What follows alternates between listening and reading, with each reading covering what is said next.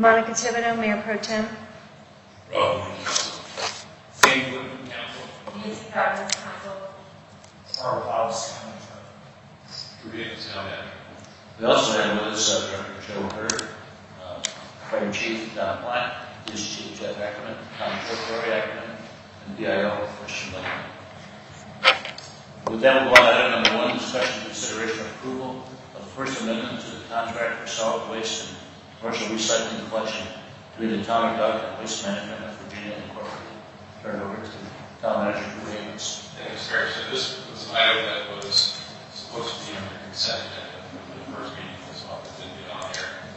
This is to amend contracts to alter the collection schedule as we've been talking about. So down to the 2 zones. We just need that before to make that happen. Question, if I could. When I was reading the contract, I thought that the way we were going to do it was just have a trial time, is the way I was understanding it. But this does say for 3 years. So can you just talk about that a little bit? Sure. The contract is a 3-year contract. This is amending that 3-year contract.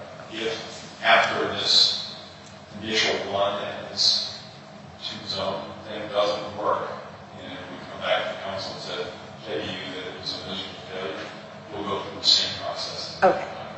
Thank you. And this goes through the end of September. This for is the 2 pickups, right?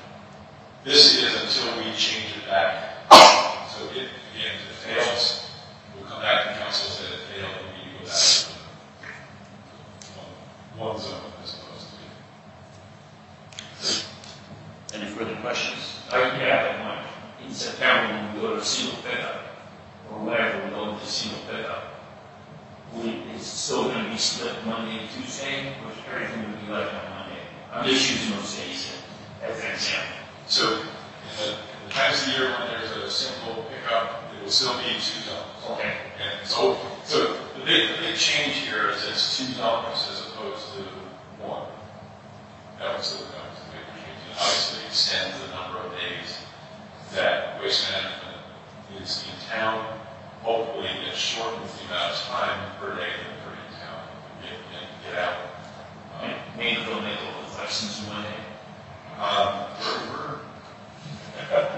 We're ever hopeful. So we now go weekly meetings with waste management. We will continue that through the rollout of this, which takes it's going to be next month.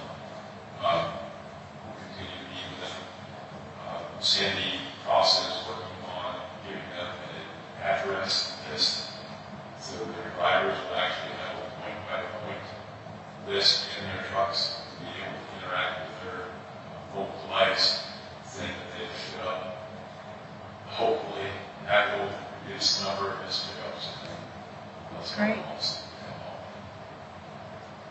Are we going to alter time order pickups as well? So that people, the problem with the changeover work, that's going to be Tuesday and Saturday uptown. So that people don't have to wait out 3 days because the rest of the city. Yeah, so right now there's no alteration at all to time order. Can we look into that? We did ask them, and they just said that they wanted to stay on the schedule we are now. However, if this becomes something that is going to be permanent, we'll continue that conversation.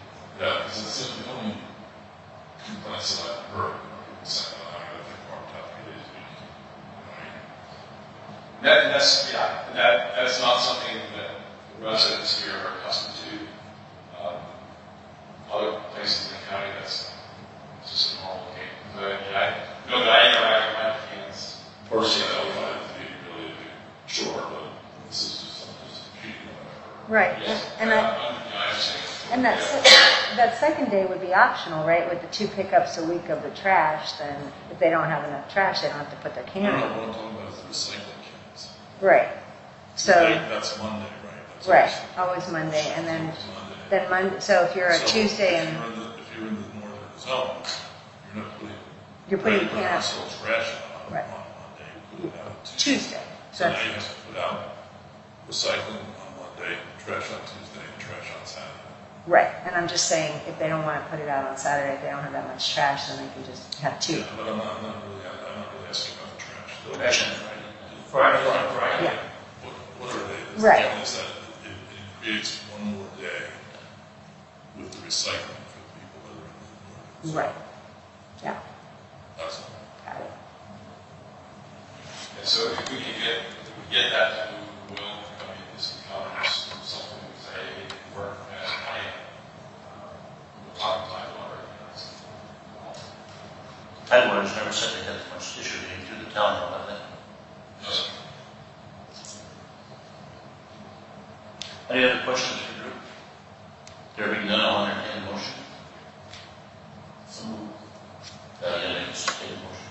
I make a motion to approve the contract with solid waste management, recycling, collection, King County waste management team. Any further discussion on the motion on the floor? We're approving the amendment, right? The contract is already in place.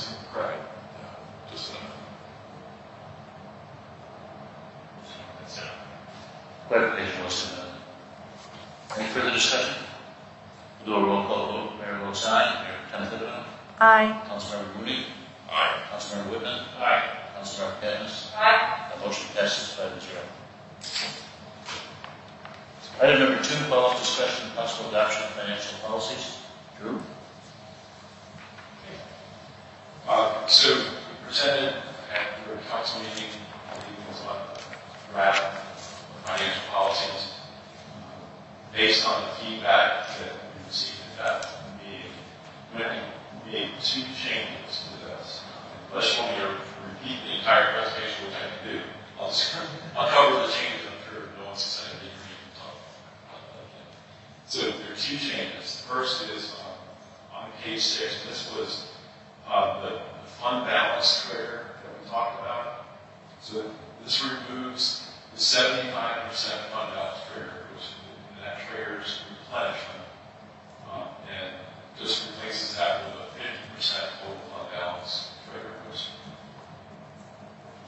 all that's basically the goal of 75% fund balance still remains in the policy. It's just saying that if, for whatever reason, the town falls below 50% fund balance, we're going to appropriate money to fund balance and to recover that and get above that.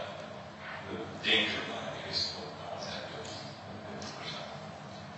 That was one of them. The other was the debt service as a percentage of the operating budget, and this is after deducting each related expenditures. Change that from 10% to 15%. If you remember the presentation we gave, we were in 2 years we were above that in the red line at 10%, moving into 15%. Still, as far as acceptable level of debt, when you're looking at it from the perspective of the financing market, 15% is still okay. This just sets it up so we're not violating our policy a year or 2 after. So those are the 2 changes that were made based on the feedback we received. Any questions? No, I'd like to make a motion that we approve the financial policies that were presented by the town manager with these 2 changes. Any discussion? So if you accept, in addition to that, effective July. Oh, thank you. Sorry. Effective July 1st, 2020. Great clarification. Thank you. Any further discussion? Motion on the floor. There being none, we'll roll call vote. Mayor votes aye. Mayor Tenethibet. Aye. Councilmember Mooney. Aye. Councilmember Whitman. Aye. Councilmember Camus. Aye. The motion passes 5-0. Thank you, Drew. Item number 3, discussion of full year 2022 budget overview and payments.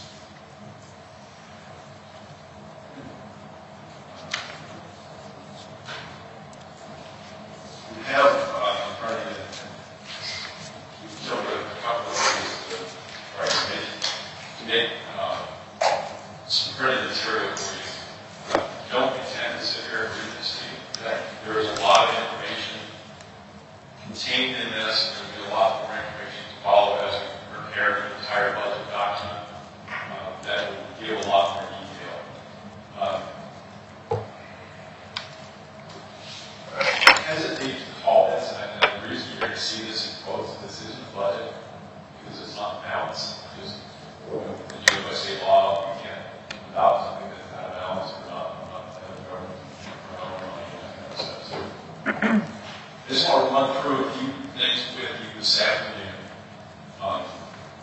high level, we talk about revenue, we talk about some new personnel expenditures, capital expenditures, and talk a little bit about that service as well.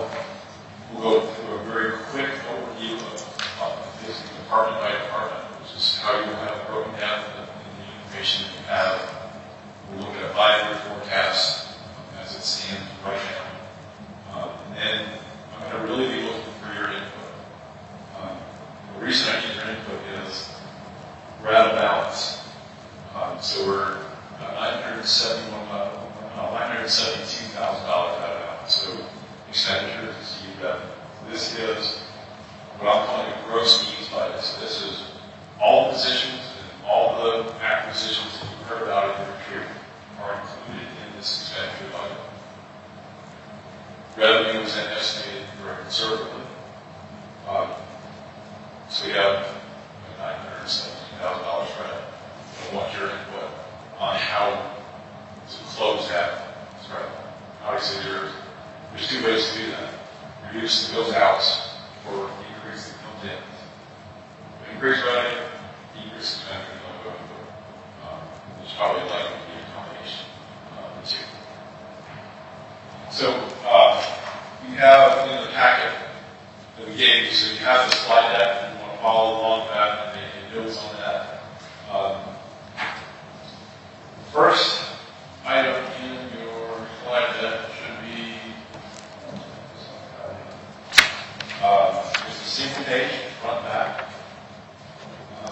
One of the things that we discovered as we started to work on putting this draft budget together, and I asked Lori, I said, we have a chart of accounts, and it's just, no, there really isn't a chart of accounts. So basically what a chart of accounts is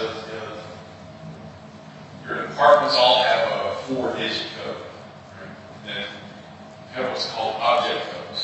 And it's a 3-digit code. So if you're looking at the very left columns of the budget, and I don't even show this in the budgets I'm going to give you guys, because this is an accounting thing. The reason I want you to care a little bit about this is things got a little confusing. As I looked at, we did have a chart of accounts, we didn't print it out and formalize it. It was in QuickBooks. But what I found is that we had the same number of object codes. So the 3-digit object code, we're doing multiple descriptions. So for instance, you can see all on the slide. So object code 122 could have been salaries and wages overtime or salaries and wages part-time. Code 600 could have been subsidies and allocations or could have been garbage. And then 601 says there could have been cable access channel or recycling. So it got confusing to track through the budget. More confusing was that it was the same items, the same description, multiple different numbers in different parts of the budget. So first thing I had to do was go through and clean that up. There was some other cleanup that I felt we needed to make the budget clearer and to make it easier, not only for the preparation, but then for you all as the ones that have to adopt the budget, and for the citizens that we're serving. So we made some changes. Drew, can I just ask yes, something? ma'am. Would something like that never come up in an audit, or did they get that granular? No, they're looking at the numbers, so the Okay. dollars. So budget This is to just a way to, actual. right. This is just getting into the, okay, thank you. Right. Just a way to track things through. And fortunately, with a budget that's in the neighborhood of $10 million, it's not that hard to track things through. The reason you want your object codes to be consistent is you can actually run reports against that. Yeah. So it'll make the implementation and the management of the budget simpler. So I guess you could say this is all about me, right? Just making my job easier, the job of the finance person easier going forward. So we eliminated duplications in the chart of accounts, and you have that now with you. It's on the back side of that page that I gave you. We added some new object codes. FICA, for instance, used to be in the budget as a fringe benefit. or in some places it was also in salaries and wages. It's neither. It's its own thing, so it's an obligation that we have to pay. It really needs to be budgeted as a separate line in the budget. 401k was lumped in with the local government employees retirement system expenditures. This divides those two out so we can track those separately. Medical and dental insurance likewise was lumped into that fringe benefits line. So the fringe benefits line goes away completely. We're not going to have that anymore. We're getting a little more Granular. specific, granular. Yeah. Drew, have we made any of those changes already? Or these are just going to go changes into the new budget? In the new budget, sir. Okay. Yeah. It's Too difficult to do today, right? It's possible. It really, I don't think it gains us that much. Yeah. But going forward, as once we hit that July 1 and start implementing this budget, it's going to make it a lot easier to track and report. We've created a new line called contracted services. That's not one that had existed before. So, for instance, the contract we have with Merrick, it's a contracted services. We called that a subsidy and allocation is what it was called in the past. And in other places, contracted services were put into a line called fixed charges. We're also getting rid of the line called fixed charges, and we're going to put those expenses where they logically belong. Yes. Where does waste management? So waste management is a contracted service. We're still giving that its own object code for trash and recycling. We each have their own. They could be lumped into the contracted services, but because of that, the size of those contracts really wanted them separated out to be able to report on them separately. So when we work with the specialist, like when we did the land use plan, or when we work with a specialist on a mitigation plan, and we use their professional services, will that go under contracted services? So no, just to add another level of confusion, we're going to keep the line for professional services. So Okay. Attorneys, engineers, and consultants will still use professional services. The way I like to look at a contracted service is we've made a conscious decision to either do it ourselves or contract it out. So CoinJock was a fixed charge. We're going to call that a contracted service because we made a conscious decision. We're going to contract that rather than buying equipment, having personnel, and doing our own maintenance. So that's way. And there's the professional services stuff. It's not that we can't do it. Doesn't make sense. Right. Could we hire? No offense, Robert. Could we hire our own attorney and have an attorney here on staff? Sure. Does it make sense to do that? No.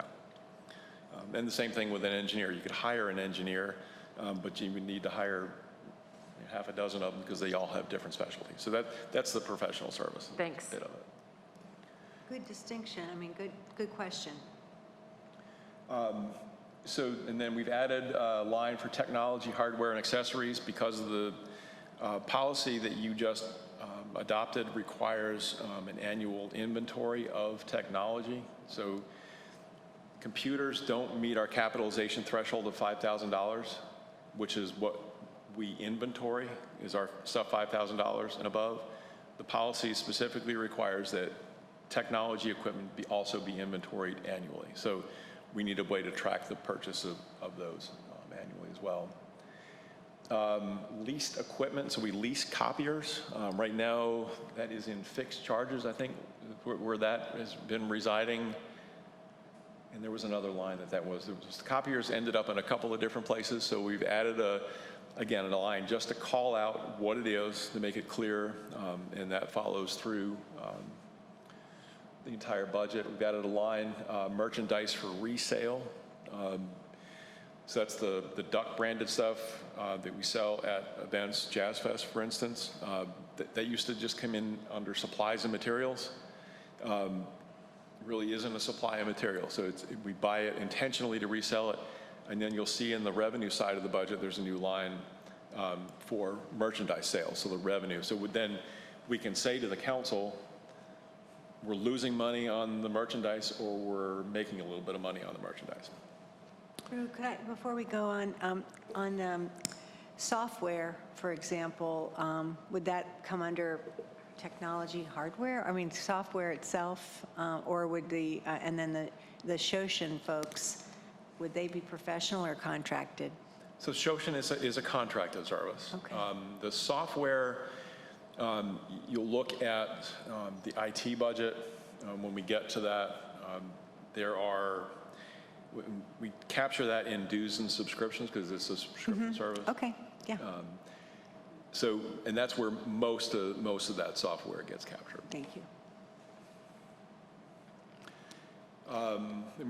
Just mentioned here, we just modified we had a travel line, and nowhere in the budget did it say anything about training. So it's, most budgets that I've worked on before, it's a combination line, travel and training, so we're just calling it what it is. And then supplemental retirement, as I mentioned. Take 401k out of that, and we're just simply going to call that LGERS, Local Government Employees Retirement System. Have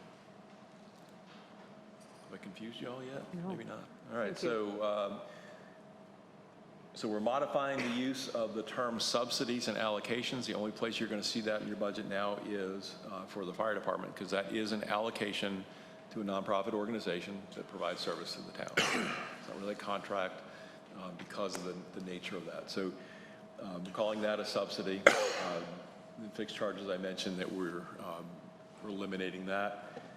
Some other changes, governing body departments, so the town council's department used to pay for all of the workers' compensation insurance. Yeah.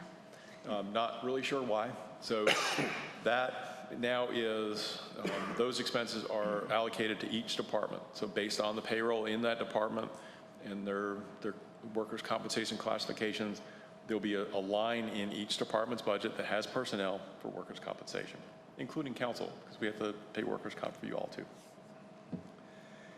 Public facilities now, or new department name, so it's public facilities as opposed to public buildings.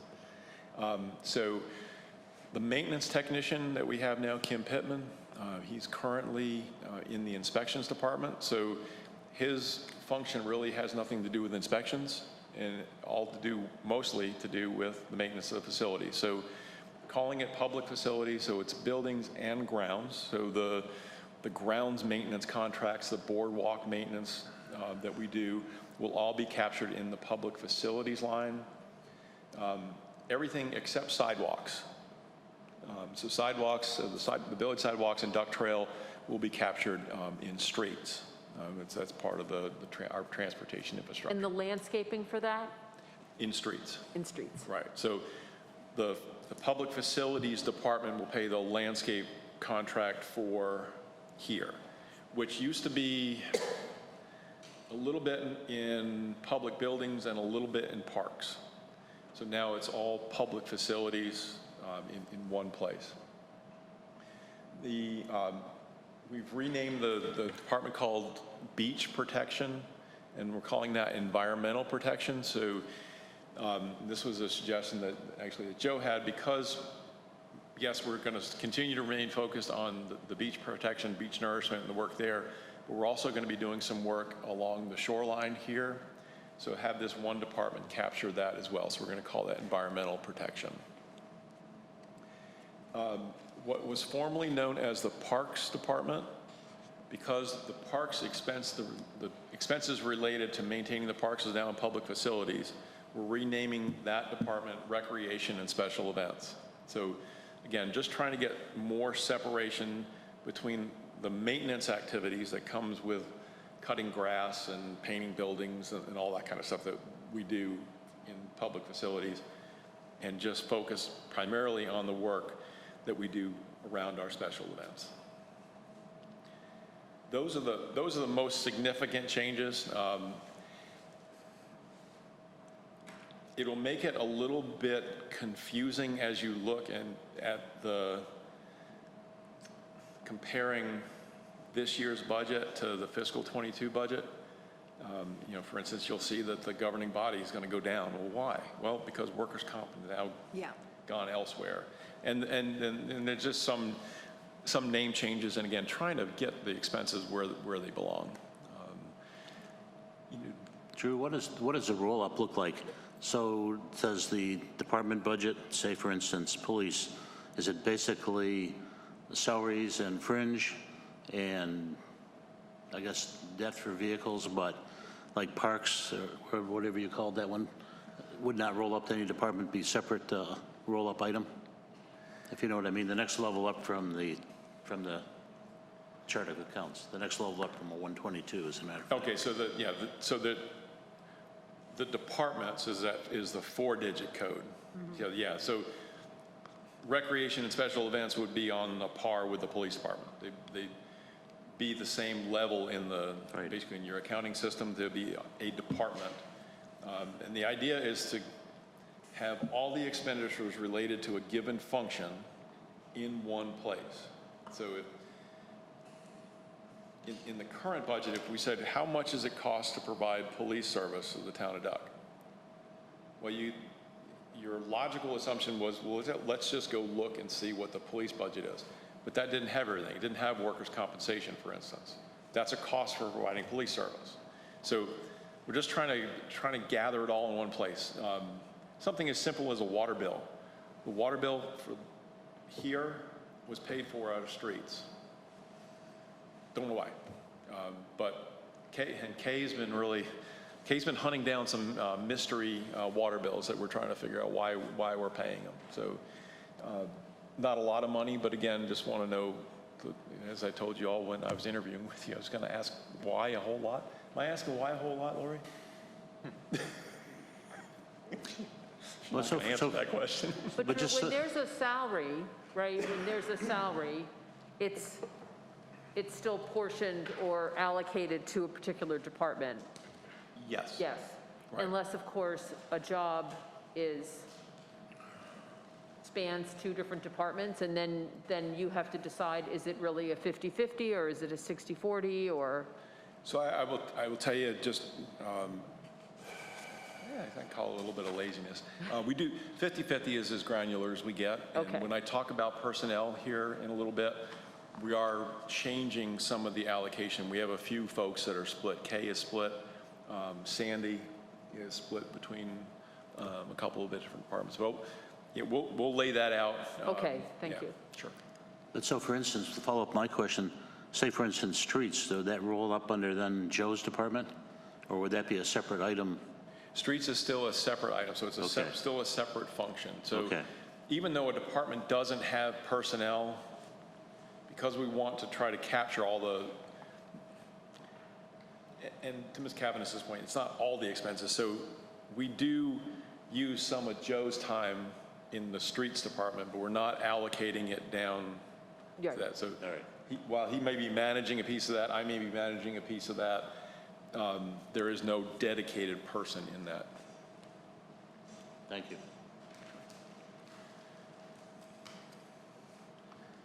All right, so now that I've confused you. I'm not going to go through this side of the budget in a whole lot of detail, so the revenue side. You have in your possession what's called the general fund revenue introduction is the header on that. So that's the beginning of the revenue chapter in the budget document that you're going to get. This will hopefully explain where all that money comes from, how it's the authority that allows us to charge it, how it's charged, how it's collected, and then we'll talk a little bit about some of the trends that we've seen in those revenues, and then ultimately to the point of estimating a fiscal 22 revenue. The largest of those revenues, obviously, is the ad valorem tax. We're assuming a 1% growth in assessed value. Still don't have the numbers from the county yet, so to know what our tax base will be. Hopefully we'll get that relatively soon. The draft budget you have in front of you, draft budget, quotes. Every time I say budget, it's air quotes. Assumes a tax rate of 19.64 cents. So leaving that alone. 1 cent in tax rate, just so you know, is about $183,500 in the current year. So what you see here is just what the assessed valuation has been, and then also just showing you how Duck's tax rate compares to others in the county, and then the green bar on that graph is the county's tax rate. Just again for reference. Then we have the municipal service district taxes, MSD taxes. Again, not contemplating any change in those rates either. Again, assuming a 1% growth in assessed value. And I'm not going to read all this stuff to you. There's a lot of information. And if you have any questions or you think it's unclear in the way it's written, please let me know and we'll get it cleared up. I was telling the mayor earlier, the whole point of the CIP document that we sent to y'all and the budget document that you're going to see, the intended audience, from my perspective anyway, for all those documents is not you. It's the public. So somebody should be able to pick up our CIP and be able to understand it if they read it from cover to cover. Likewise, they should be able to pick up the budget and understand it from cover to cover. You would all understand this stuff if we just gave you a bunch of spreadsheets. But in order really to communicate a budget, it needs a whole lot of words. And I'm going to need your feedback. If it's too many words, please let me know, because I do tend to write a lot and maybe too much on certain things. The next revenue source we're going to talk about is sales tax. So this is the local government sales tax collected by the state, returned to local governments. The big thing to know here is this is one of those taxes that we get our proportional share on an ad valorem basis, so it's our proportion of the tax levy to the tax levies of the other entities in the county. So as our levy, which is the amount of tax that we charge, increases relative to everybody else's, so does our share of the pot of not only this shared revenue, but some others. So that's an important thing to keep in mind, because if our levy stays the same and everyone else increases, we also lose money on these revenue sources as well. So just something to keep in mind.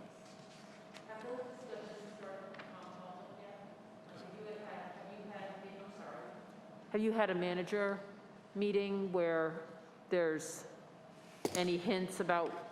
No one's hinting on their tax rates.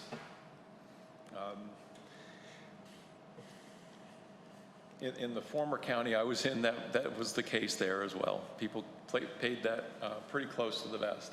They're going to let you in the club soon, Drew. No, I'm kidding. Well, I had lunch with them all yesterday, but I'm kidding. Nobody's far enough along in their budget process. Of course, it's a little early. I'm just Yeah. joking. I'm sure they really like knowing you. Yeah, they actually let me in the building. I'm still getting the grief because my Zoom image is the outside of the front of the building, and the mayor and I were on a call, and yeah, I had to give him a hard time. So I had to be here 6 months to be able to go inside the building. We're telling them. Making progress. You know, the sales tax one is the one that's at risk for the county continually because of the redistribution that Harry Brown and others have continued to put forth. Right, yes. which Senator would Brown, be devastating to us. Yes, it would be. If the state decides that they want to keep more of it and send it to other areas, Yeah. yes. And you know, the interesting thing about the sales tax is this is one of those that the county can decide this month, actually, if they want to distribute that ad valorem or based on population. I can't imagine the uproar if they ever decided to do it based on population, but that is an option available to the county commissioners. And there have been instances in North Carolina where that's happened. You know what? I don't know where that was. We don't even want to think about that. No, we don't. It was a little bit of a kerfuffle. Sales tax revenue. So looking at really looking at 4-year average there of, so the revenue we collected is about 9.8% increase. I'm not all that optimistic that that level of growth continues. So this budget is based on a 5% increase in this. Something that we have not been able to find that we've done, but we need to be very intentional about. That's the asterisk here. So 21% of that revenue needs to go to beach nourishment. So it needs to go to our beach nourishment capital reserve fund. The way the general statutes are written, if you have municipal service districts, and this is, forgive me if this gets confusing. So the ratio of your tax levy for your MSDs to your total tax levy, in our case, it's about 21%. That same proportion of the sales tax revenue that the towns get must go to the same purpose as the MSDs are created for. I've not seen that reflected in the way we've done our accounting, and Teresa agreed with that. So we are actually going to be very intentional, and you're going to see in the fiscal 22 budget a transfer to the beach capital reserve fund of this 21%. The law requires it, so I want to be very clear in the budget that you approve for fiscal 22 that we are going to comply with that. So that would basically be part of the 20% that we said we would contribute to the beach nourishment. Yes, sir. So that 21% would be within that 20%. Correct. Coming out of the town. Right. And that's not the case for transfer taxes. That is not Just the case. sales tax. Right. So the legislation for sales tax is just very clear about it. All right, so that's sales tax, about $1.5 million. 21% of that will drift into the Beach Nourishment Capital Reserve Fund. Then the land transfer tax, again, I'm not going to explain to you how that's collected and all that kind of stuff. 35% of the tax generated is split ad valorem, again, among the towns in Dare County. You can see the revenue trend there. Predicting an increase over fiscal 20 of 6%. So we're not gonna continue to see what we're seeing this year. So most of my revenue projections go back to year-end fiscal 20. So a good solid number, because we know what we got. I'm not trying to base any of my projections on this kind of revenue off of what we expect to end fiscal 21 at. Unless I'm way off, I think this is an aberration this year, especially in this particular tax line. And I think occupancy taxes are higher than we're going to continue to see. I just don't see it's going to be sustainable at this current level. Sales tax as well. So again, I could be wrong, but if I'm wrong on the good side. We end up with more revenue than we planned on. Drew, on that point, I did notice that you did move a year, skip the year that we're in. And so when you look at the slide back, the first initial slide when you're talking about the changes, you do tie back to the previous year. So that's why when we look at these increases in these numbers, they're different from what you see on the chart. Specifically, we're about to get to it. The one I always focus on is occupancy tax. And right. You're predicting going down 0.7% compared to last year on your chart on the front, but then the slide shows that you're actually talking about a 5.5% increase. Correct. So yeah, and yes, you're absolutely right. And I didn't even think about that until you just said it. So okay. What you see on the summary sheet, if you will, when you see the comparison, the percentage, yes, that comparison is to current year, so fiscal 21's budget. But I am basing the projection of fiscal 22 off of year-end fiscal 20.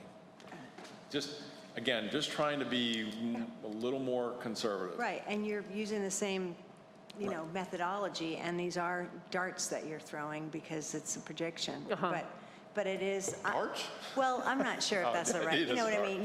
Yeah. You're making some Better very, than you know, buckshot. intelligent, I'll use the word intelligent, projections, but, you know, based on, you know, 2 years ago versus what we experienced in this year that Right. we're just about to finish up. And yes, and an argument could be made that fiscal 20 was a bad year. Right? So that was, we were in, you know, into COVID in Q4 last year. Again, it's building a little more conservatism into the revenue projections. The occupancy tax that you mentioned, so again, just shows you how it's collected, how it's distributed. Again, And we then you have the do added- rely on this one. Yeah. It's obviously a big chunk of the money we get. So, you know, with a 4-year average of you know, 7.7%, I think, again, just opting to be a little bit conservative, 5.5% increase over fiscal 20. Going to continue to keep an eye on now all this, so none of this is set in stone. So if we get into the next few weeks and we're seeing that things are just going gangbusters, and if the county, so I'm relying a little bit on the county too. So I'm looking at their finance director had given some projections, and a lot of what I'm doing not only follows what his thinking, and then we get the report from the league does a revenue report as well, and everyone seems to be opting to be conservative.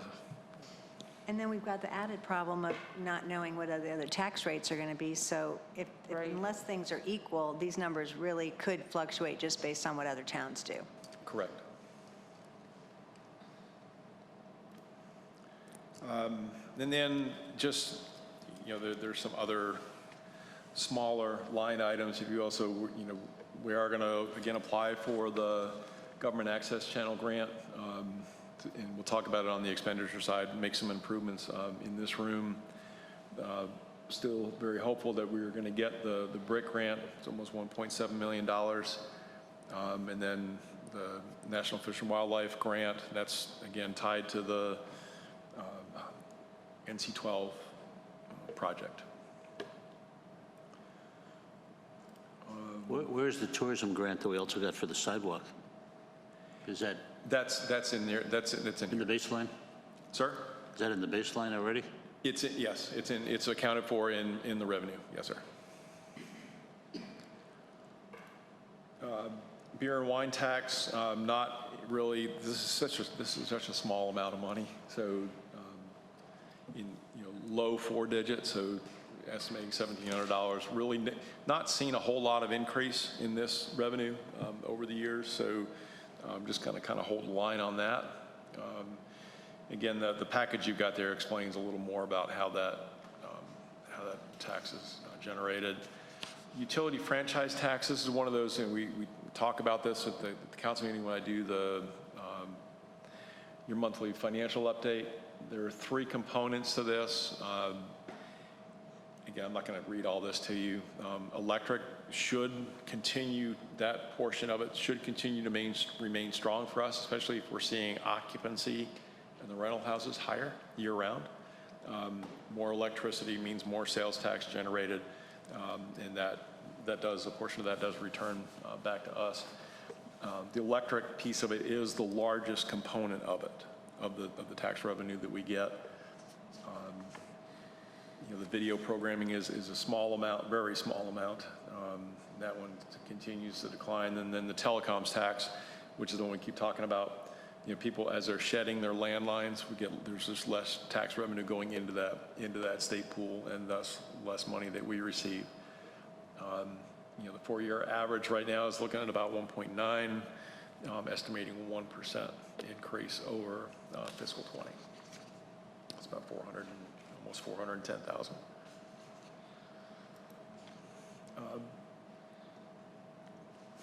So building permits and inspections.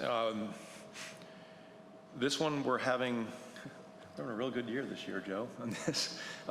We don't know that will continue. So we're not estimating a huge increase, 2% over fiscal 20. Fiscal 21 is a big year for this. the first bullet here is pretty important for you to understand. There was legislation passed, and I want to say it was 3 or 4 years ago, that I want to say it's aimed at my former employer and some other high growth areas. This was a Home Builders Association piece of legislation that said basically to towns like Apex, where I was, that you were treating your building permits and inspections department as a cash cow.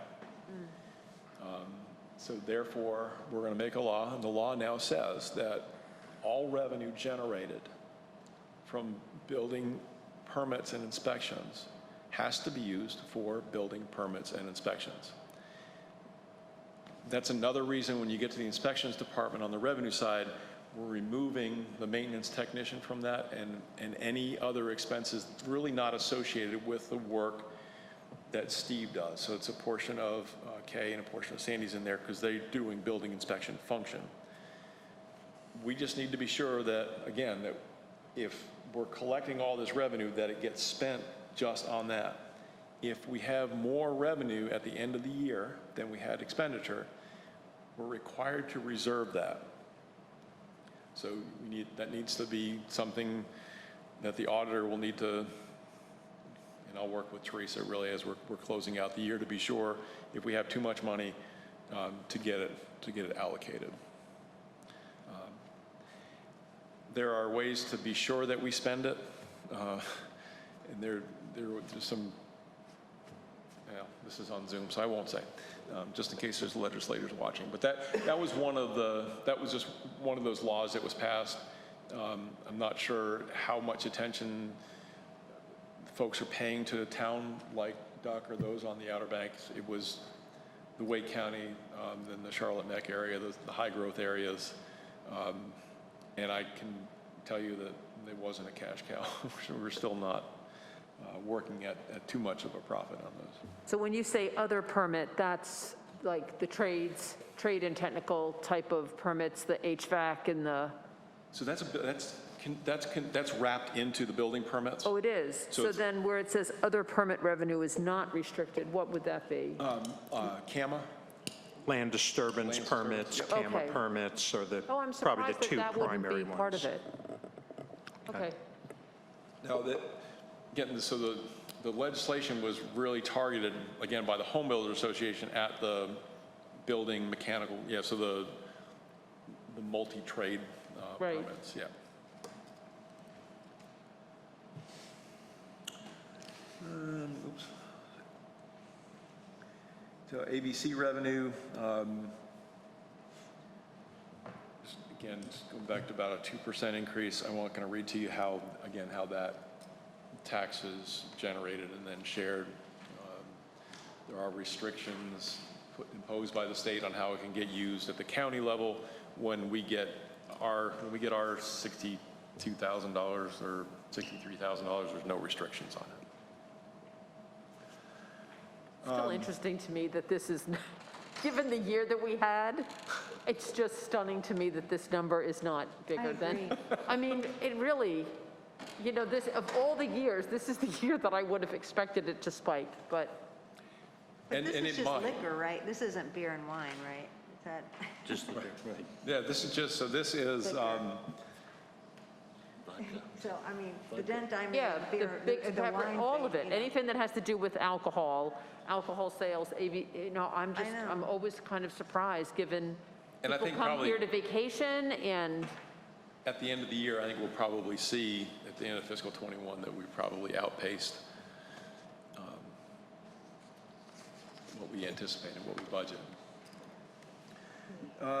Other revenues, again, like I read it to you, there's a line in there, gain on sale of vehicles. So if we replace vehicles in fiscal 22, we plan to replace 3 police cars. The surplus, we'll have you declare the 3 old cars surplus.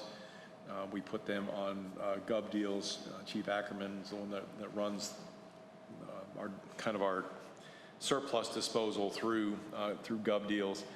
expect to get about $10,000 for each of those cars at auction, which really surprised me when the chief told me we can get 10 grand for a very well-used police car, but I guess that's what they're seeing out there in the auction world right now. Another new line in revenue is called sponsorship revenue, to capture the revenue we get from sponsorships for instance, Jazz Festival. That used to come into a line called miscellaneous income, or no, I'm sorry, other income. Other, yeah, there we go. So again, just trying to get a little more granularity to make it clear to y'all. And then also from other, we're taking out the merchandise for resale, and I mentioned that earlier. We get a very small amount of money to rent this space, not a whole lot, but again, we're accounting for that in the revenue. Transfers is the transfer from the Beach Nourishment Capital Reserve Fund. So money sits there, we bring it into the general fund, and we write a check to pay for the debt service. Debt proceeds is a line, so we have capital expenditure. For instance, this year there are the radios, and there are 5 police vehicles, so 3 replacements and 2 for new positions. You'll see those expenditures in the appropriate departments. They're offset by revenues from loans. So basically, we're going to go get a loan. We'll receive loan revenue for that. So you need to account for that on the revenue side of the budget. And as of now, we don't plan to appropriate any fund balance in fiscal 22. That's an option as we consider how we close that $972,000 gap. Investment earnings, so that's interest. The interest rate environment is not great, to say the least. I don't really anticipate we're going to see a whole lot there. I guess the experts are saying we could see inflation pushing up to 2-ish. Mortgage rates will hopefully be topping out probably around the 3.5 is what they're saying by the end of the calendar year. So I just don't see that we're going to get a whole lot of money for the money that we have invested. And again, that goes back to the conversation we had about the finance policies at the beginning of the month. And we have a whole lot of options for investment. It just doesn't make sense to try to monkey around a whole lot with investments right now. There's just not a lot of return out there in the market. So yeah, this is just the revenue summary. About 1.3 or 13.4 million total revenue, and you can see in the pie chart just how that is distributed. 28% is the ad valorem tax, another 7.5% from MSD taxes. So we're not completely and overly dependent on property tax here. So we really have a pretty wide variety of revenue streams coming in between the sales tax, occupancy tax.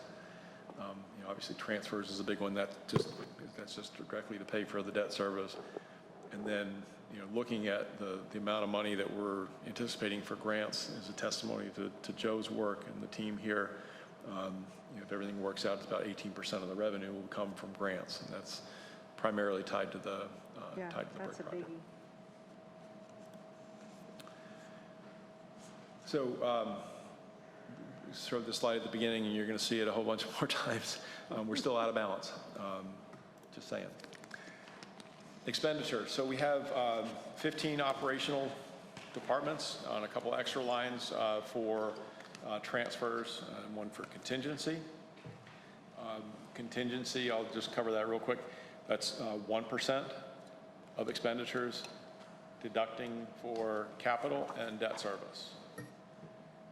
And that follows the policy that will be in effect on July 1st. So as you adopt this budget, that's that 1% is what that is. So that number will move around a little bit as we adjust the expenditure side of the budget.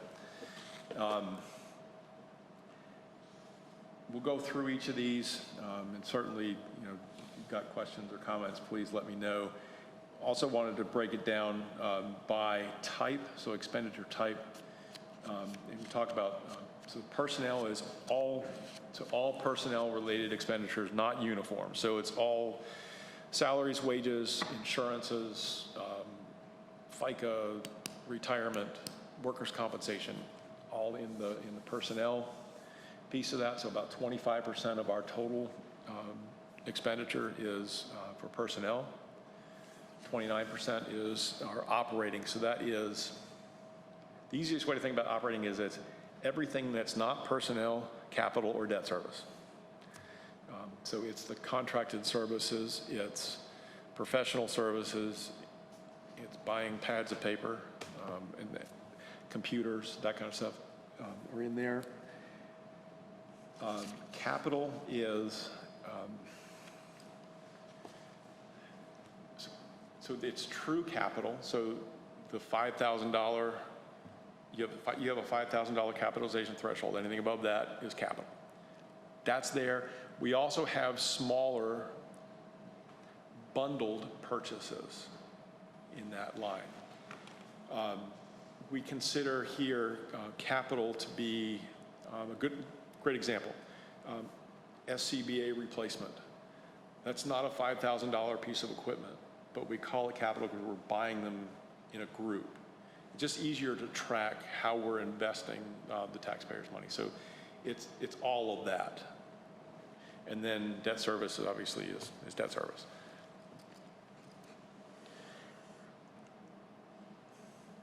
Good. So haven't lost anybody yet. No. All right. Awesome. Personnel. I said I was going to go through department by department, but one thing that crosses a whole bunch of departments is personnel. 25% of our budget is anticipated to be this, so I want to talk a little bit about personnel. The chart that you see here, so it reflects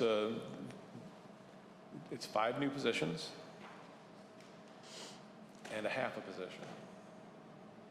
And there are some changes in allocation here. So we're changing the way in administration, the permits coordinator. So Kay's position, we're adding deputy town clerk duties to hers. So we're shifting around some of her time. Mentioned the public facilities. We're moving the maintenance technician from inspections to public facilities, increasing that to a full-time position. As you heard at your retreat, a request for 2 new full-time patrol officers, 2 full-time firefighter EMTs, and then inspections, as I mentioned, goes down because of the maintenance tech. The permits coordinator used to be, so half of Kay's time used to be in community development. We're going to keep half of her time in inspections because that's what she's doing, and then half of her time in administration. But then also in community development, we're adding that full-time planner position, as you heard described at your retreat. So all of this follows what you heard at your retreat. We have made no value judgments on any of these. We just said this is, again, the gross needs of the organization expressed by the department directors. So that's where we are with personnel right now. Are there any questions about that?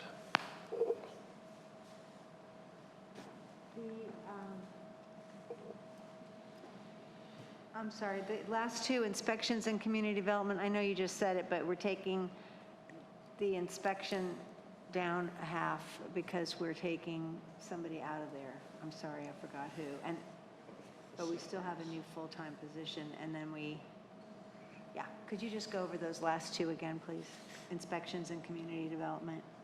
Okay, so in inspections, we're moving Kim out of there.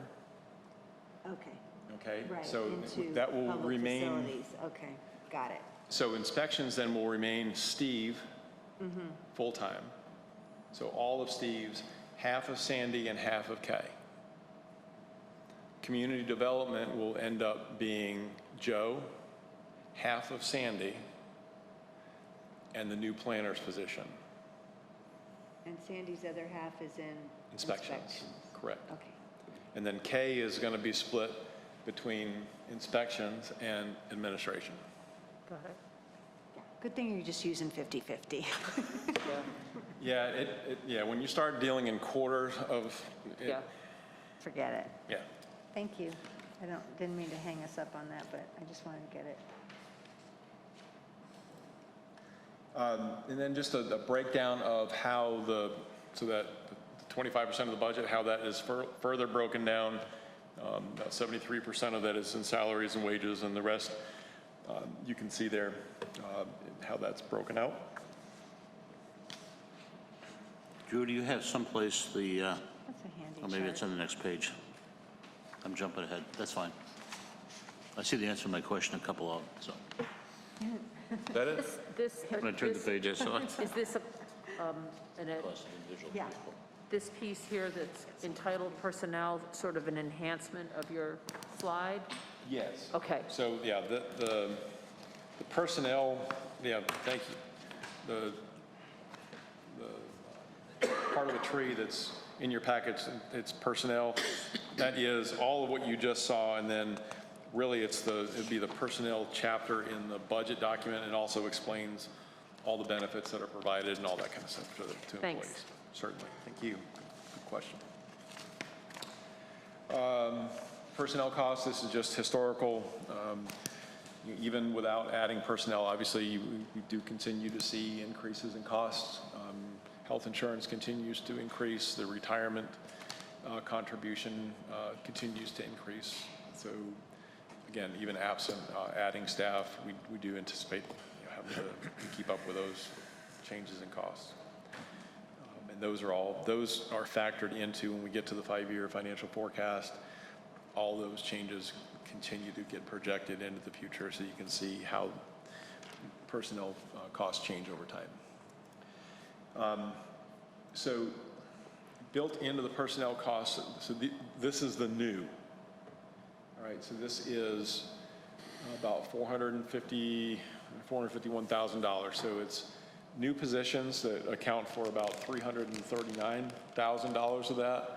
The upgrade of the maintenance technician, so going from his part-time to full-time, fully loaded, is about 35. Now these are fully loaded numbers, so this is not salary. This is salary and everything else, including workers' compensation. So they're fully loaded numbers.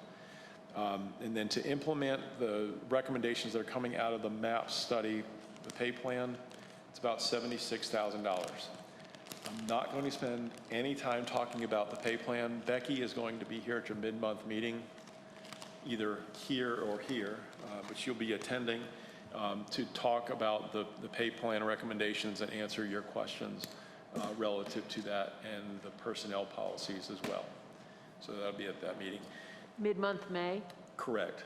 So the bottom line of it is, if we implement the pay plan recommendations, the change is about $76,000, and that's for all employees, including the new positions, if there were some adjustments to those as well.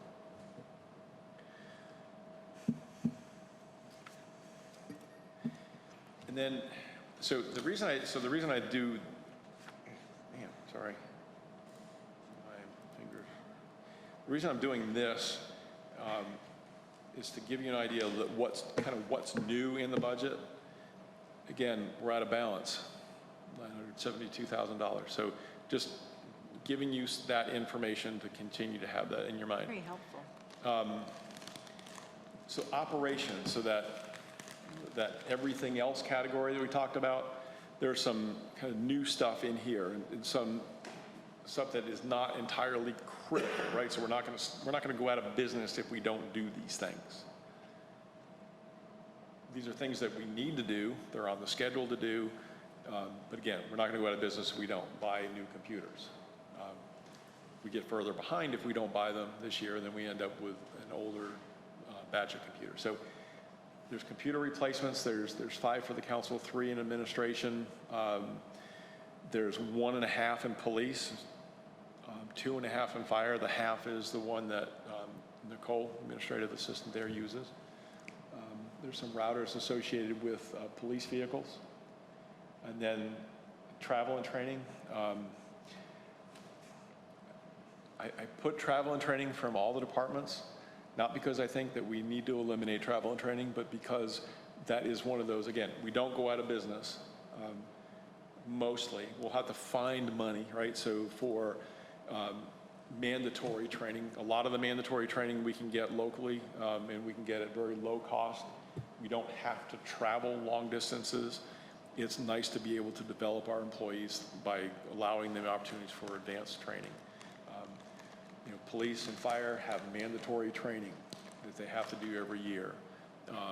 Inspections has mandatory training that he has to do every year. So again, not suggesting that this is a way to balance your budget, but just throwing that up there. Again, just being completely transparent. We don't go out of business. We just need to figure out other ways to get things done. There's a couple other little items. There's a drone in the community development department, and we'll explain a little bit more about that later. Some meeting room improvements in this room. That's not the whole amount, that's the remaining amount. Portion of that will get offset by the cable access channel grant. Yeah. Right. So we want to replace the screens in here, upgrade the monitors basically, make them smart TVs. Yeah, smart TVs. Thank you. New microphones. These are continuing to cause some issues, and then some acoustic improvements in this room to soften some of the echo, and that's just putting things on the wall to absorb some of the sound. So things we're looking at. Again, we don't go out of business if we don't do these, but something that we just plan to do is we try to be mindful of wanting to continue to improve. Capital is the other. There's a lot of money. So it's about 1.6 million, and that doesn't include any of the things in red. And the reason I don't include the things in red is all of those are offset by revenue. So if you were to say, let's not replace 3 police cars, fantastic. Let's not replace 3 police cars. So you take that expenditure off, and then you go on to the revenue side, and you take that same amount of money out of loan proceeds. So your budget is still $972,000 out of balance. So what we're showing here is, at 1.5, is items in black you can actually cross off, and it reduces that spread. Okay. The items red you can cross off, and it doesn't reduce the spread.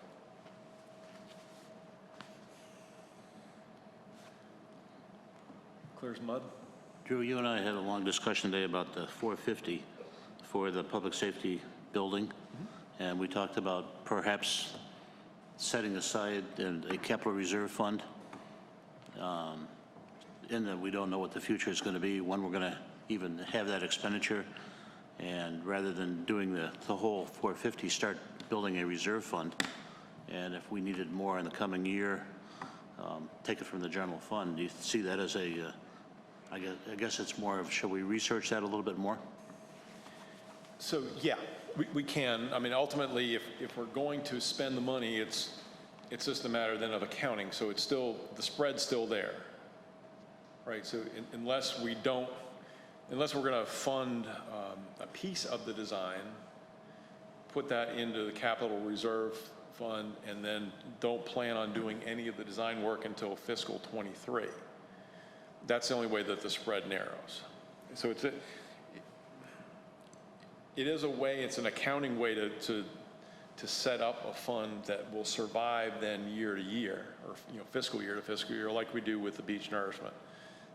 That the difference with the beach nourishment is that has its own dedicated source of funding that's coming into it through the MSDs and through the sales tax. But yeah, that is an option. So the council could say, well, let's only fund half the design this year, put it into capital reserve, and then fund the other half in fiscal 23. And then that just pushes that capital item out, pushes it out a year. Yeah, we've seen that come in and out of the budget, over the years, just based on not being able to move forward. And I see what you're saying, though. It's almost like this is what it's, allocating it. It's like how you pay for it is up to you, but you still have to kind of address the fact that it costs $450,000. Right. Right. An option is to say, we haven't heard from the Corps other than when had an opportunity to speak to some people there that they're groundbreaking. There seems to be some excitement on the part of some people about getting our facility and getting things moving, but then you hear crickets. So an option would be to say, well, take that out of the budget, and then when the Corps is ready to move, manager come back to us and ask for a budget amendment to do it. At that point you're taking the money out of take the money out of fund balance to do it, which is still an option even if you Then keep it's it in the not budget. it's not on your radar then either, because how do you show that in your budget? You don't. So you just have to kind of remember that you want to do that. I mean, Well, I that's think the it's in the capital improvement plan. I don't know. There are some things that we can do before the Corps comes, and we can't really get too far down the road with the design of the building, the layout of the building, until we know what the site's going to look like. Right? I think we pretty much know it's going to be a rectangle. Right? It's just a matter of how big that rectangle is and What's exactly inside. where it is and when it is. I think the when is probably the bigger question still. I don't believe it to be an if. I think it's a when, and they're moving at the speed of federal government. So, we certainly could take it out, come back with a budget amendment to put it back in. You can leave it in, offset it with revenue from fund balance. And then as you get to the mayor's point, if we get to the end of, or this time next year, and we're still waiting for word from the Corps, we can then at that point do an ordinance, create the project fund, and move that money into there so it survives then year to year as a restricted revenue. Just to re-clarify, the 450 is in the 972, correct? Yes, sir. Yes. Yeah. Before we leave I'm going to save the question till the end. You keep going. I don't know. I might wear you out by then. No, I'm just. Well, all I was going to say, because it's on personnel costs, it would be helpful if I knew, or, if you could just say how many new employees you went, you did this really nice graduated, increase. And I was just curious year over year, like when we go to this one, we know it's 5.5, but I was wondering how many new people did we get all along this graduated Yeah, so chart? And this, I can add that on there. It's Sure. it's here, yeah. Down the road. Yeah. Yeah. I meant just historically, I was just curious, is that like a 1 or a 2 or something? I can remind you of that later. It would just help me. Sorry.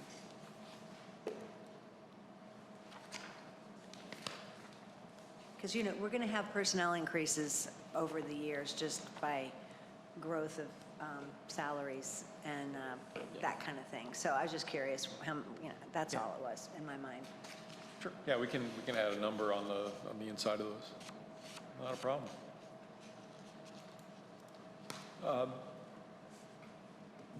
So debt service is nothing you have any control over now. So our debt obligations are our debt obligations, and there are 4 issues that we are continuing to service right now. So it's the town hall and park. There's 4 vehicles that are still cycling in, and then beach nourishment special obligation bond. Fiscal 22 is the last of those payments, just in time to do another debt issue, and then the fire engine. Did I get that wrong? Is it 11 or 111? I keep getting them confused. It's 111. Okay. Can't call one of them 2. I know. This makes it. There's a whole reason for that, which Yeah. you explained to us once. And I'm sure as long as the chief understands it and the firefighters know what truck it is, that's cool. So, real high level again, summary of expenditures showing how the pie is sliced up. Like everywhere else, public safety is going to be the biggest chunk of your budget because public safety is where most of your people are. And it's just not uncommon. It's not a duck thing, it's pretty much everywhere.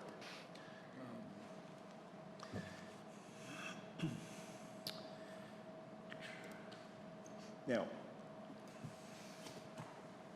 let me ask you this question. Do you want me to go through department by department?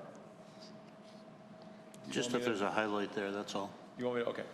We'll skip on, we'll just kind of run through these, shout, throw something at me, whatever, to let me know you want to stop somewhere. Governing body expenses related to the town council includes election expenses, and that number, it's under contracted services. Yeah, that's really the number. So Lori called Dare County Board of Elections, 7,000 is their estimate to run our elections. Thought that was a little high, a little aggressive, but that is what it is. We do plan to replace the town council's iPads with laptops. Property liability insurance is increasing about 14%.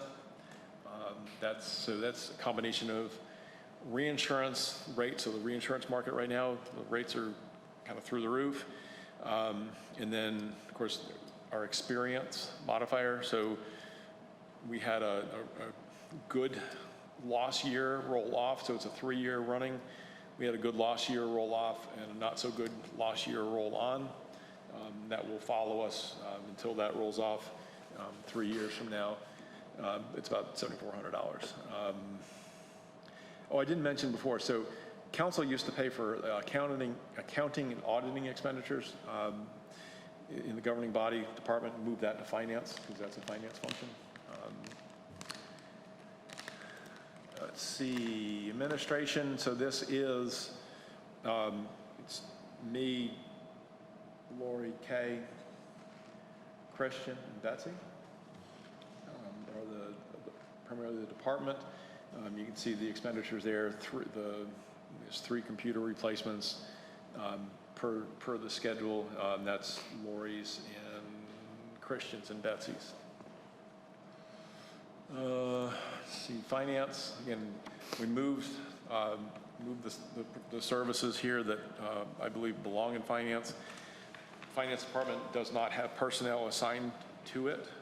Those are in administration. We do pay Dare County 1.5% of the total collection to collect our taxes. We can't do it cheaper than that. So we can't bring that internal and do it any cheaper than that. So it's still a very valid expenditure under contract.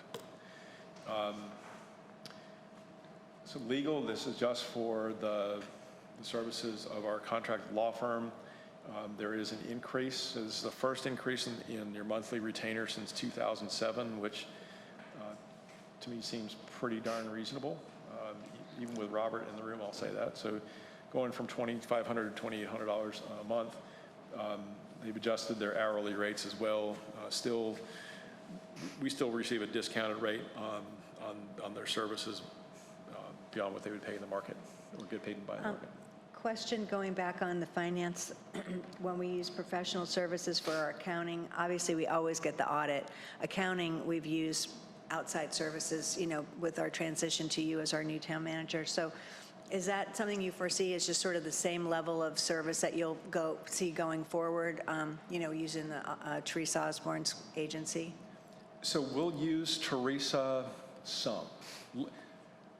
Less than we were, but we will still need to use her. So the same firm and accountant cannot prepare your financial statements and do your audit. Right. So we're always going to have somebody prepare our financial statements at the end of the year.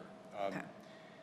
I don't anticipate the funded and vacant position that we have now will be somebody that will be focused primarily on finance, budget, and some human resources. I don't anticipate hiring a CPA. Looking more entry level, someone that can grow into the position. So we're still going to want a CPA to prepare the financial statements. So yes, Okay. we'll still rely on Teresa, and she and I have talked, and she understands that going forward, we won't need her as many hours as we get that position filled, but we're still going to need her to be able to pick up the phone and say, hey, what about this? Right, and so down the road, we might see that decline in the years coming. I expect so. Okay, thank you.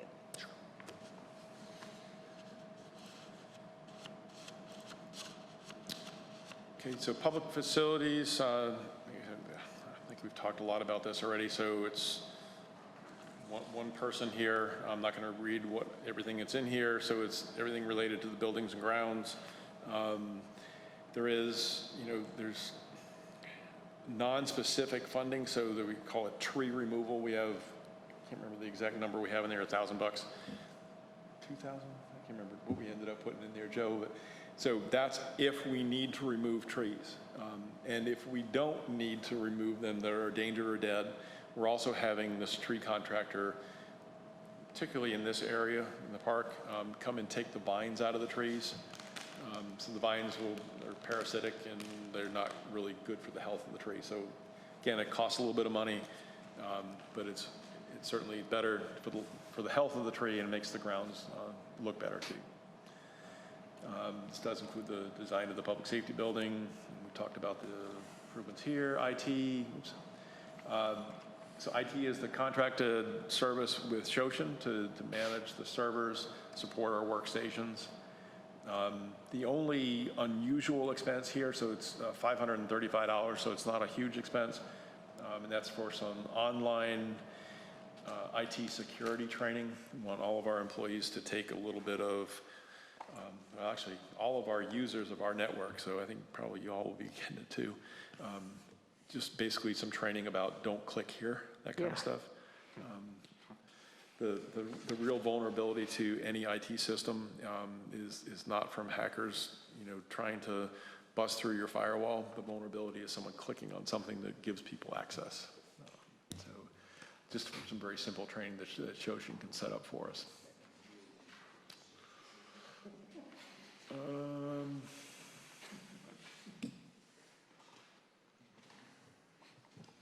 Yeah, okay. Police department, as I mentioned in personnel, so this is 2 new patrol officers, 2.5 computer replacements, or 1.5 computer replacements. Following the CIP, so there's purchase of 12 AEDs, replacing the mobile and portable radios, 3 replacement vehicles, again, following what's in the capital improvement plan, and then 2 additional vehicles. So if we hired 2 new people, we need 2 new cars. So that's all contained within the police budget.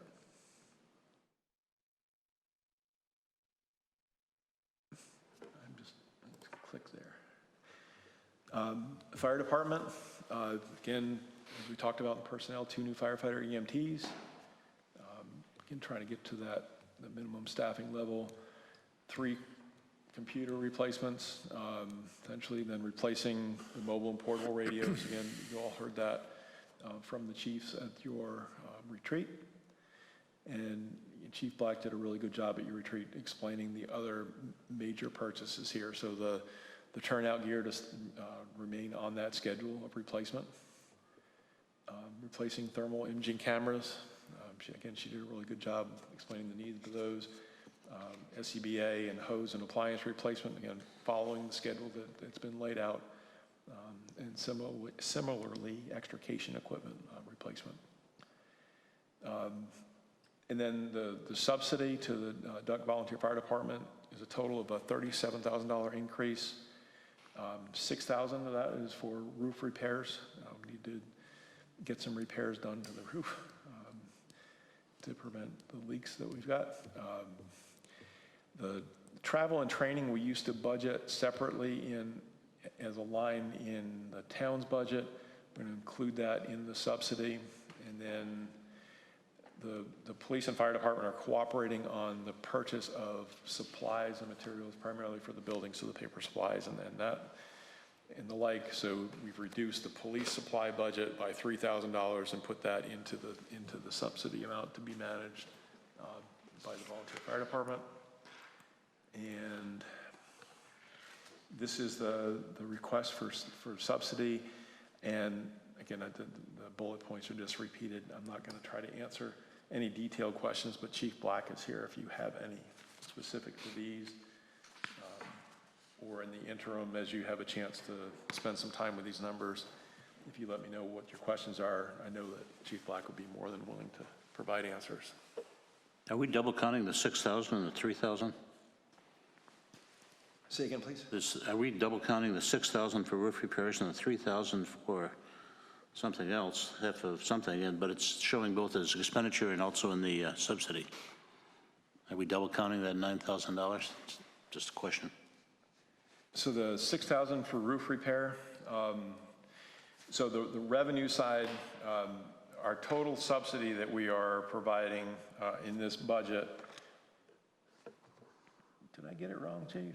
No, so if you look down to, in the red color, we did 6,000 for major repair under revenue, and then if you go down to building, it's captured there. You'll see the building expense went from 8,000 to 13,000. We put it in there. So it's accounts for expense. If that's the question. Slide 41, is that what we're talking about? I think I see an error here, though. The total subsidy should be showing as 237. Yes. And I've got it, let me see if I can do this. I've got it here as 231. Yeah, I thought I emailed you that. So it looks, I mean, it looks like double accounting to me.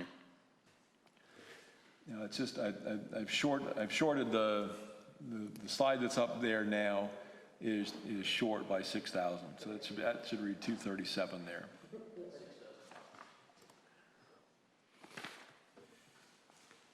Oh, the first number, 237.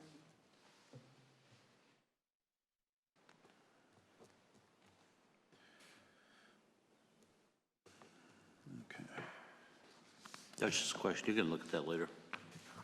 Okay, so Mayor, tell me again, so you're looking at the roof?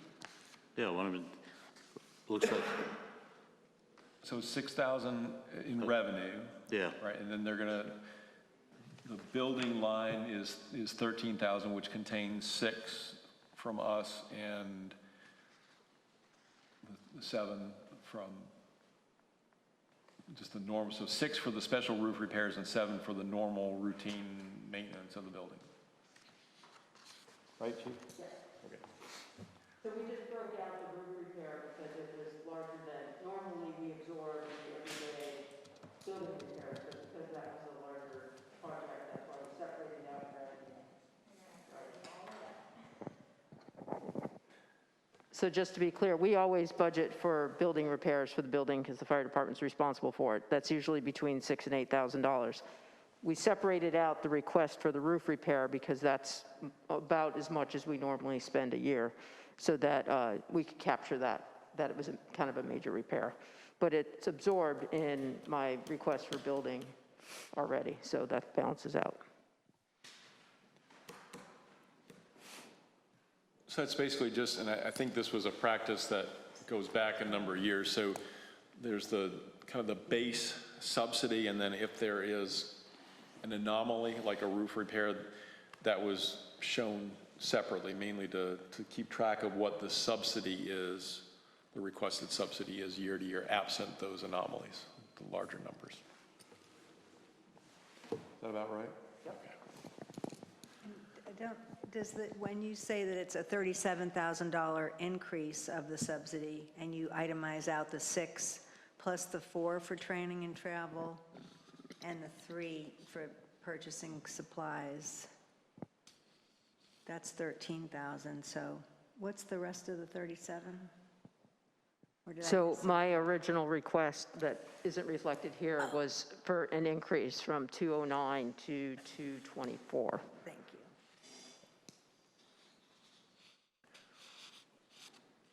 Yeah, I've got to correct that slide.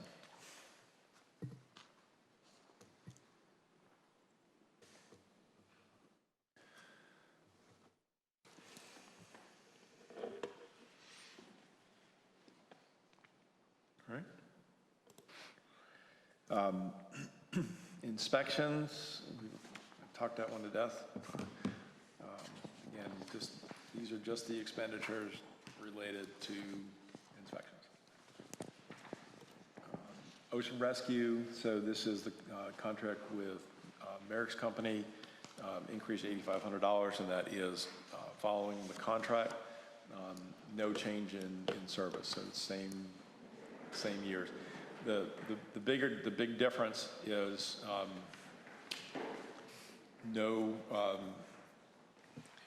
in the current year, we spent some money in the fall, and we're not planning to spend that this fall.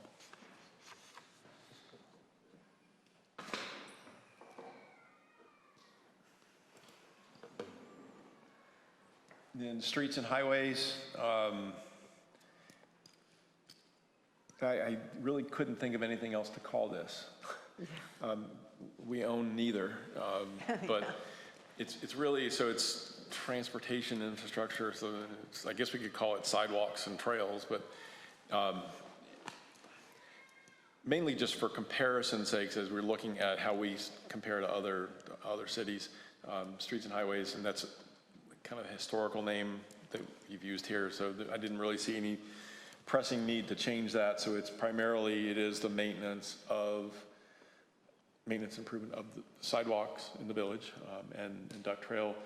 That does include crosswalks, includes the pedestrian lights are all part of that infrastructure.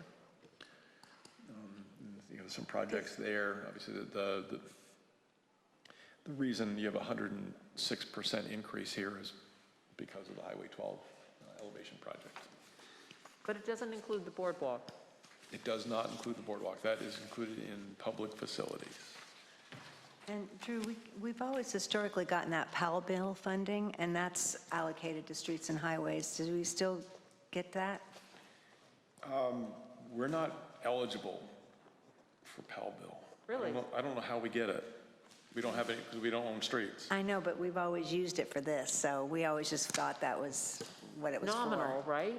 It was like 100,000 or something like that usually. Like 24,000 or something. Oh, maybe not, maybe only 24. Yeah. I can't remember. I can't either. We've always I thought it was for the gotten multi-use it. path. Really? Yeah, I thought it was for the multi-use path too. Yeah. Well, that was how that's what we said we had to spend it on. You know, that was what we were told we had, you know, historically, when we got it, that was like, well, we don't have any streets and highways, but we do, this is what we'll spend it on, and we always did. Didn't they tell us a couple of years ago that we weren't eligible or something anymore? Maybe that happened. I think that did. I think it kind of Maybe like, we finally got busted. yeah, I Okay. think we might have, yeah. Was So that- Powell bill is for the maintenance of city streets, and you can spend, so you can spend Powell bill money on stormwater, sidewalks, curb, gutter, associated with municipal-owned streets. Maybe they did. I think maybe because we don't own streets, I would, and that's why I say, we get Powell bill? Well, sorry, then. I shouldn't have said that without checking. I think we used Well- to. And Don's saying we probably don't get it anymore. I think it was only like 24,000. Well, and I'll But look, I so, think we got, I think they came back and said we weren't eligible anymore or something. so Powell bill used to get money just straight from the gas tax, and now the legislature's got a different funding stream for that. That's sent back to cities. There's, and I'm gonna get this backwards, 25% based on lane miles and 75% based on population, or the other way around. Anyway, so it's. Well, I'm sorry Robert, I you sit brought it through all up. these. I'm sorry I brought I don't it up. expect you to know this stuff. No. So, Joe? yeah, but I'll look into that, and Well, I'll be curious to know if we are eligible for it. I'd be shocked. I think the be mayor's great. recollection Well, is I think correct. she's right, I think you're right, Monica. I think it was allocated, what little there was put towards the path. Right. That's right. And that's always, in my mind, when you say streets and highways, it always went together with the Powell bill. bill. But I've been at this a long time, so, and it No, wasn't that much that's- money. That's way back when Worth looking the at. dinosaurs were walking around. That's all we had. I mean, these things stick out because, we were scraping for anything in the beginning. So the Powell bill was kind of a big deal. It was back then, yeah. All right, but thanks. So, I'll be sure to look into that and see if we're eligible. I think it was a very small, insignificant number, like 24,000. I think you're right. We don't get it anymore. Yeah, we certainly wouldn't get a whole lot of money based on lane miles, like none. Yeah. And population, we would stand pretty Less. low on the list there too. So, but it's worth looking into. I'll certainly look at it. Sanitations, this is just trash recycling. And does debris management for storms? Will come through here, yes. Okay. So if there's a storm and we need to do debris management, we'll amend the budget. It's one of the reasons we maintain a very healthy fund balance. So we'll allocate fund balance, put it into this department, and then we'll get accounted for here. So the recycling contract, so both of these contracts renew on the 1st of October. Both have escalators based on CPI. The trash contract has a cap of 2.5%. Recycling contract has a cap of 3%. That's what's accounted for in these numbers. And I know you're saying, well, that doesn't add up to 39%. Especially in recycling. How do you get 3%? How does it end up 39? Well, it's based on the number of units. So the number of units continues to increase that they're servicing. We'd account for that with each bill. Environmental protection, again, this is the, primarily right now, it's beach nourishment. Things are still looking good, having good conversations related to the beach nourishment project. We will very soon get and this has nothing to do with the budget, get another timeline from Doug and Andrew about the financing, because there's a sequence of resolutions and actions that the council needs to take in advance of the financing. So those will probably start next month. We'll start working through, no, not next month, 2 months. We'll start working through those with you.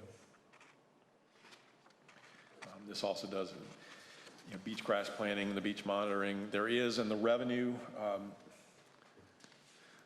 side, there is a line called shoreline grants. There are 2 components to that. One is $24,000, and that's from the county for help us out with beach grass planting. There is 180-something thousand, I don't have the number right in my head, that's the other piece of that, and that's also from the county, and that was a declining amount for the last beach nourishment project. So the county kicked in a little bit of money to each of the towns involved in that to help meet debt coverage ratios. So it isn't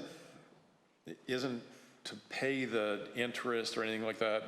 That's really not tied to much anything. There's an MOU that lays out what the county is going to pay us, and it was declining. And this is the last year of our debt for that. So this will be the last, fiscal 22 will be the last payment we get on that. But the intent was to pay the interest. We paid the principal, they paid the interest. That was the agreement. So that's why it was declining, and they paid the interest and we paid the principal. That was the agreement from for the 5 years. Right, and Yeah, that might, yeah, okay. That was, I think that was, and then talking to David Clausen, there was that, but it got changed to debt coverage or, anyway. So anyway, yeah, but anyway, it's much more than we need for interest this year or last. We'll take it. Yeah, we'll take it. That's right, exactly. Community development, so I won't recite who's in that department. This does include a new position for the planner, as Joe laid out at your retreat, the need for that. And it mentions the drone here for beach and wetland monitoring and flood evaluation, just a good tool to have. Who are we expecting to get the drone certification on the staff?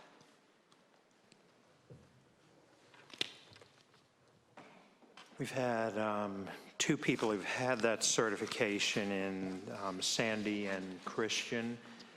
I took half they kept switching dates, so I was never able to complete more than half of the actual course over at COA because they kept switching it to dates where we had meetings and things.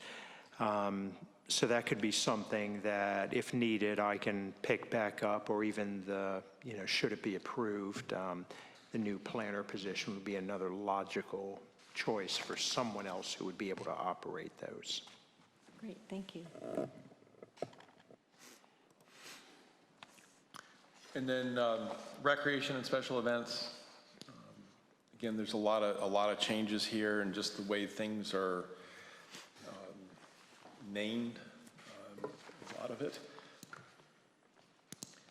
So this is, it's parks and beach signage, and it's event expenditures. So it's performers, it's stage lighting and such, and then separating out, again, the merchandise that we purchase for resale in order to get a better handle on that.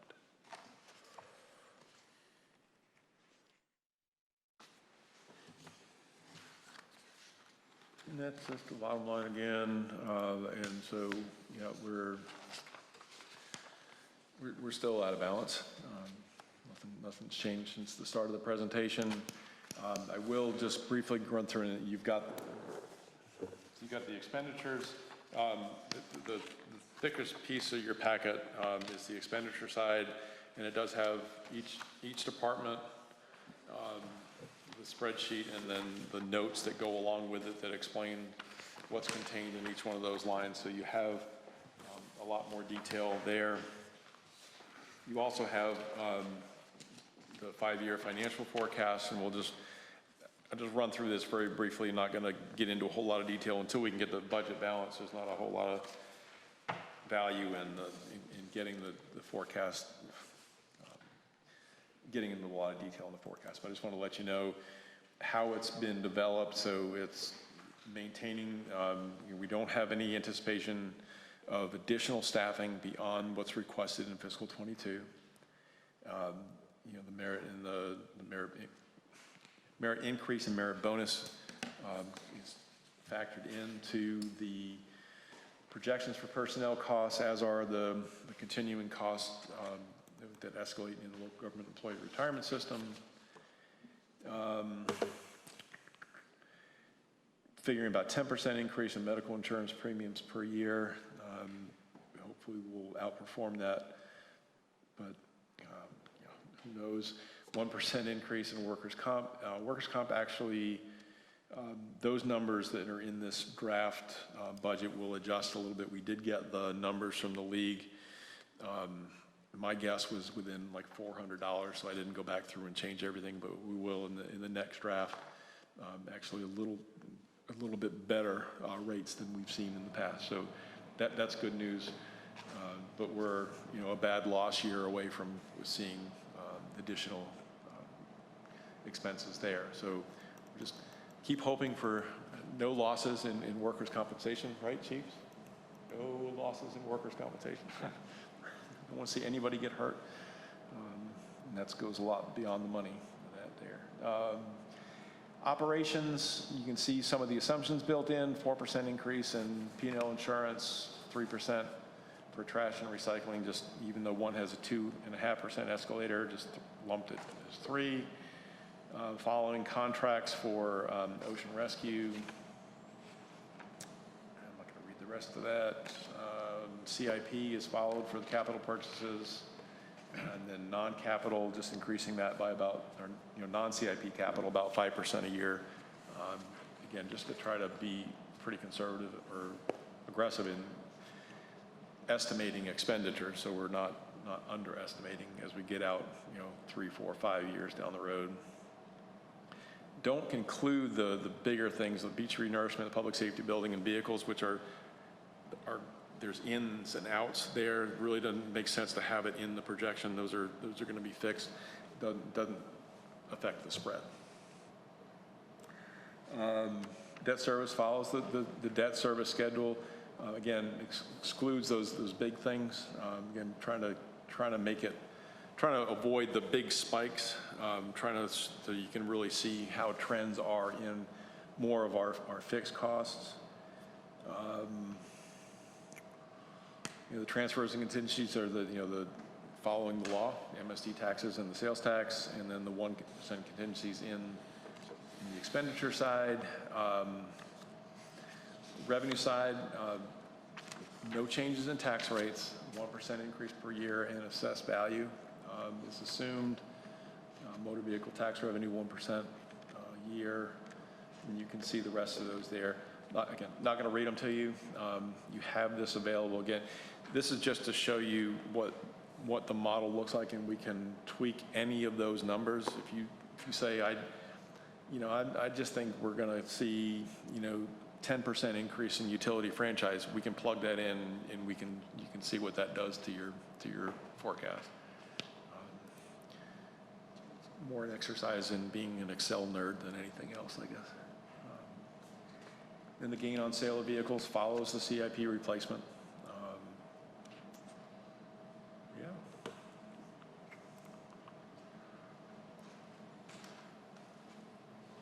Wow, you really can't read that on the screen, can you? So it's kind of small, and you do have it. You do have it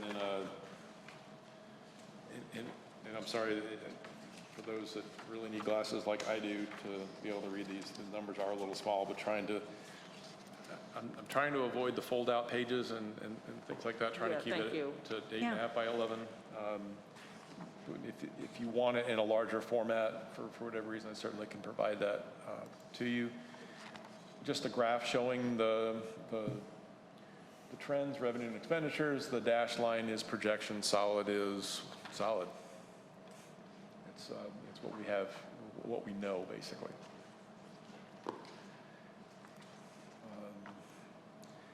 In expenditures, we still do see some peaks and valleys, even though we've tried to remove some things to smooth. But just mainly wanted to show, I think the bigger things to focus on here are the personnel expenditures, what the trends are there.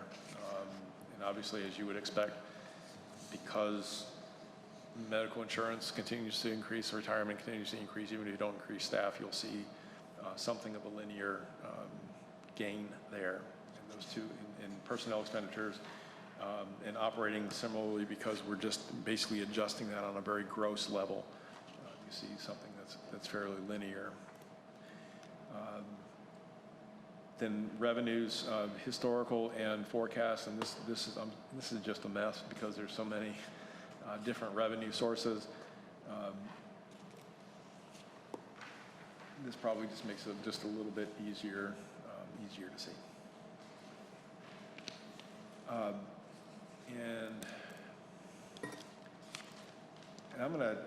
I'm gonna toss this to you guys because I need your help. So I went through the whole thing and we're still out of balance. So I need your help. I did include the 3 to 5 year goals out of Vision 2027 is in your packet. And this slide here that shows the information from Vision 2027 and the goals. So I put that in there to say that these are the things that we're building the budget on, right? So it's the goals established by the council is the kind of the foundation of the budget. So with all that, I need your help. So $972,000, we've either got to reduce expenditures or increase revenues or a combination of the two. I just need some guidance from you all on what you want to see happen before we bring your next draft to you. I'll start that discussion if you want, because I've been making notes here. Starting with the 972, I suggest we take a look at moving the tax rate from its current 19.6 to 22 cents. So we attack the revenue side. The chiefs aren't going to like this, but I think we should defer one police and one fire for 1 year to see, in fact, but to give them 1 and 1, and to give the rest of the community development and administration the staff they're looking for. And by eliminating basically one police, one fire, and a vehicle, we're probably down around the $300,000 range. And then I think we take a look at the 450 and see what we really want to move forward on that, because we've always got the fund balance behind us, which I don't know what the balance of that's going to be, but we're going to increase it this year, and we can always bring that back. So whether or not we can set up a reserve fund or just in fact move a figure less than 450 to get the budget balanced. I mean, I think it's very difficult to go and pick and choose a lot of the other things. That's obviously personnel is the big one, and the tax rate's the other one. And by raising the tax rate, also protects our shared revenues, because there's going to be a lot of tax activity going on with MSDs and in the other towns. So my suggestion is, from a gross basis, let's look at moving the tax rate up to 22 cents. I don't think it's going to break anybody in this town. And What is 1 cent equivalent? what's that? The 1 cent equivalent? 185,000, 184, something like that. Yeah. 183 and some. So you're basically going to pick up probably close to 400,000 with moving it there. And then, as I say, the chiefs aren't going to like me, but we defer one police, one fire, and one vehicle for at least 1 year, and then take a look at the 450 with respect to what do we really need to move forward, because, I mean, dealing with the Corps, we know it's just it's like a snail's pace here. And, you know, we're almost out of this fiscal year and going into next, and, you know, it takes forever to get any kind of decision out of them. That's just for a starting point, to get us back towards a closer balanced budget. Well, one thing that comes to mind on the building, I'll just start there and then attack these more monumental ideas.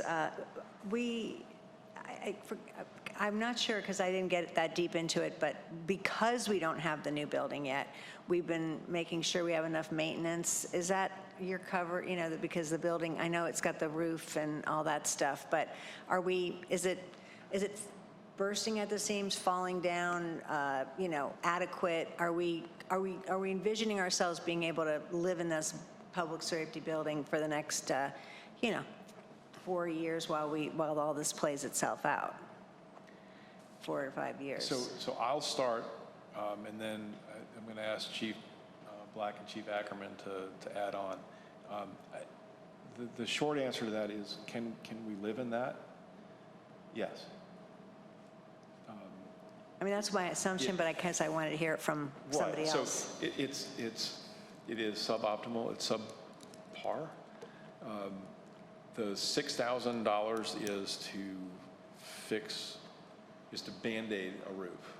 The roof needs to be replaced. That's it's about a $50,000 nut. And we just don't want to do that. We don't want to throw $50,000 at a building that we're going to either demolish or give to somebody.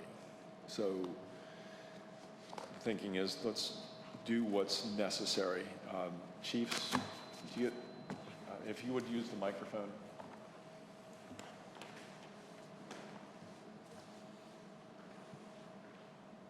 We're lucky in that we have Deputy Chief Bachelet, who also, you know, can build houses and has looked at that building inside and out.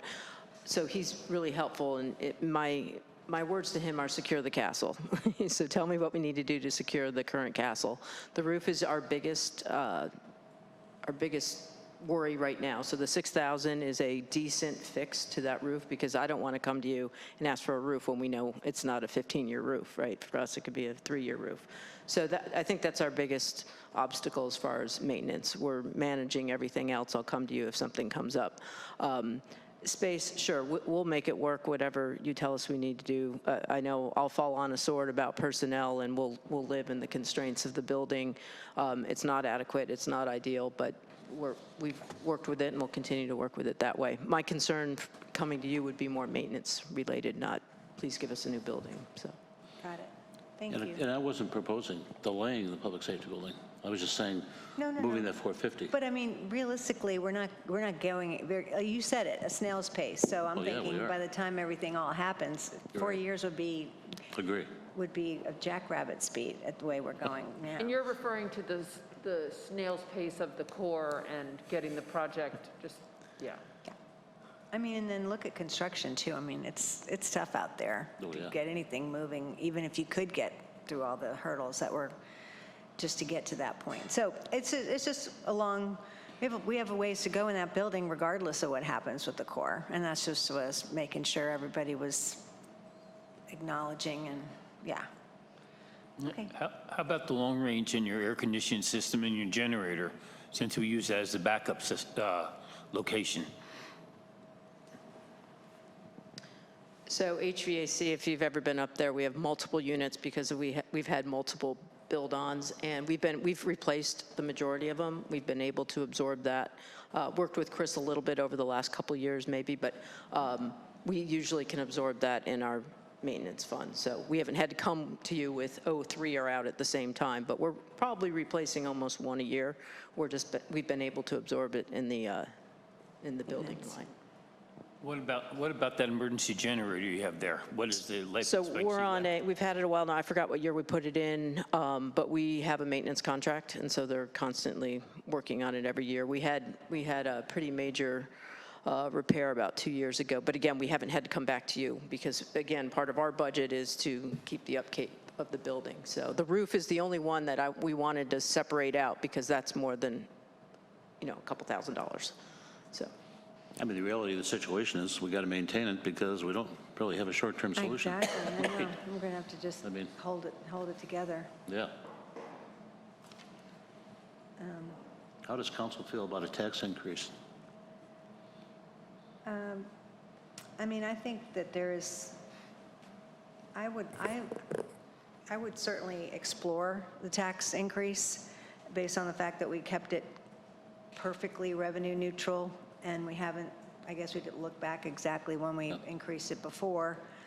That said, I don't know that everybody could easily absorb it, so I kind of always like to see what that average, effects of the mean and median household value. And the fact that we just had a reval before this boom, I'll call it, is probably beneficial for the taxpayers because everybody's property values have just increased due to supply and demand out here. Everyone's seeing that. So based on the reval that we did last year, just knowing kind of what the average would be, or, maybe a oceanfront and a soundfront. We've seen those numbers before and they're helpful. I don't want to, belabor it too much, but, if it comes up to that it's an extra $300 or something for an average house, or for, whatever that number is, that's always helpful for me, per percent, or, I think that would be, because you're suggesting, just under a 2.5. Right. Yeah. Right. So just, to round it up, because Yeah, I know that exactly. number really didn't ever sit right with you, that 19.64 or whatever it is.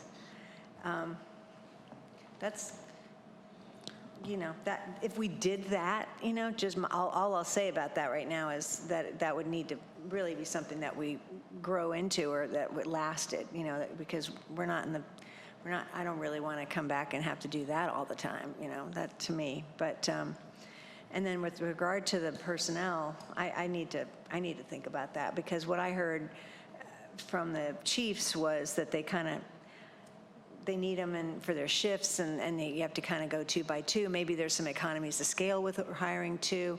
I'd also want to hear about the actual availability of people, since we have, we have an open position, maybe not anymore, but is it hard to get people? I mean, you can budget for new people, but maybe not fill the positions. And so there's a little bit more questions I could ask offline or in public meetings about that. I just remember what I've heard on all the different presentations from former chief and this chief, and you, Chief Black, that, that they kind of need to kind of go together. So, yeah, that's a biggie. But it's a big expense. I mean, there's no doubt. And with all the other personnel increases that we're proposing, and certainly I don't say they're not warranted, there just comes a point with a town of our budget and size that how many people do you really need to run the town and get the services. But the services have continued to increase and improve, and we're doing great things, continue to do great things since we've incorporated. So I'm not saying that, and everybody's working really hard. It's not like we're getting fat, but, I know that's what everyone thinks about with, that you grow. And it's like, wait a minute, But those are my initial off the top of my brain reactions to what you just said. Well, I think that, obviously, the town's become more complex. We continue to grow. Costs are going up all over the place. Perhaps what you could do, Drew, is model a couple of tax increases, 21, 21.5, 22, 22.5, to see what that generates. But we do have to attack this at both ends. We got to hit the revenue, but we also got to hit the expenses. And personnel is our biggest expense. And, in the past, we've delayed personnel decisions, through the years, but we continue to grow personnel. And that's obviously the greatest opportunity, other than in the public safety building. That's just nothing but moving dollars around, but it does have an impact on our bottom line. And we do it, once again, I'm not sure what the projection on the fund balance is going to be, but it's going to be pretty healthy.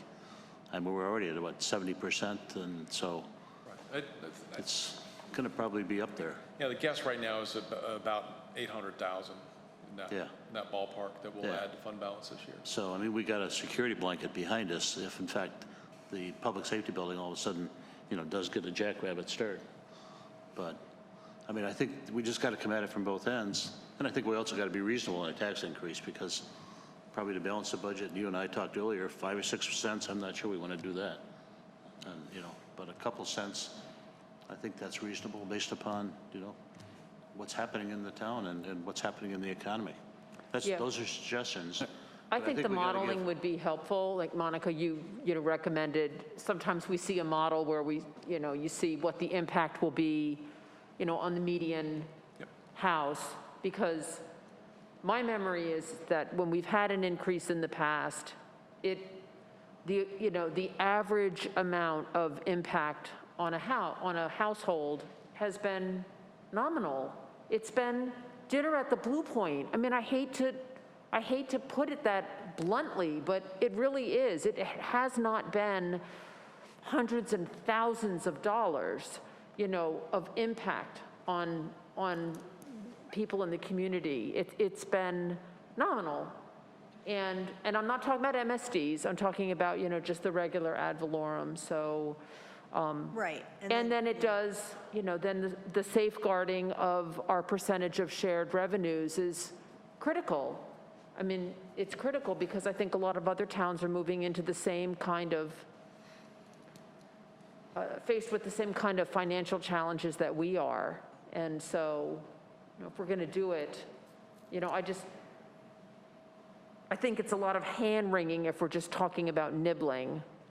I agree with you, a 5 or 6 cent, that's probably too much, but, to, dither around about, is it going to be, 0.198 or, 2.03, like, let's not. Let's, do something that will make a difference. And carry us for a while. Yeah. And then as far as personnel, I've said it several times over the last several months, is I think we've done an extraordinary job over the years of building and taking on projects and doing a lot of things. And I think our focus hasn't been on personnel. And, you know, I'd like to see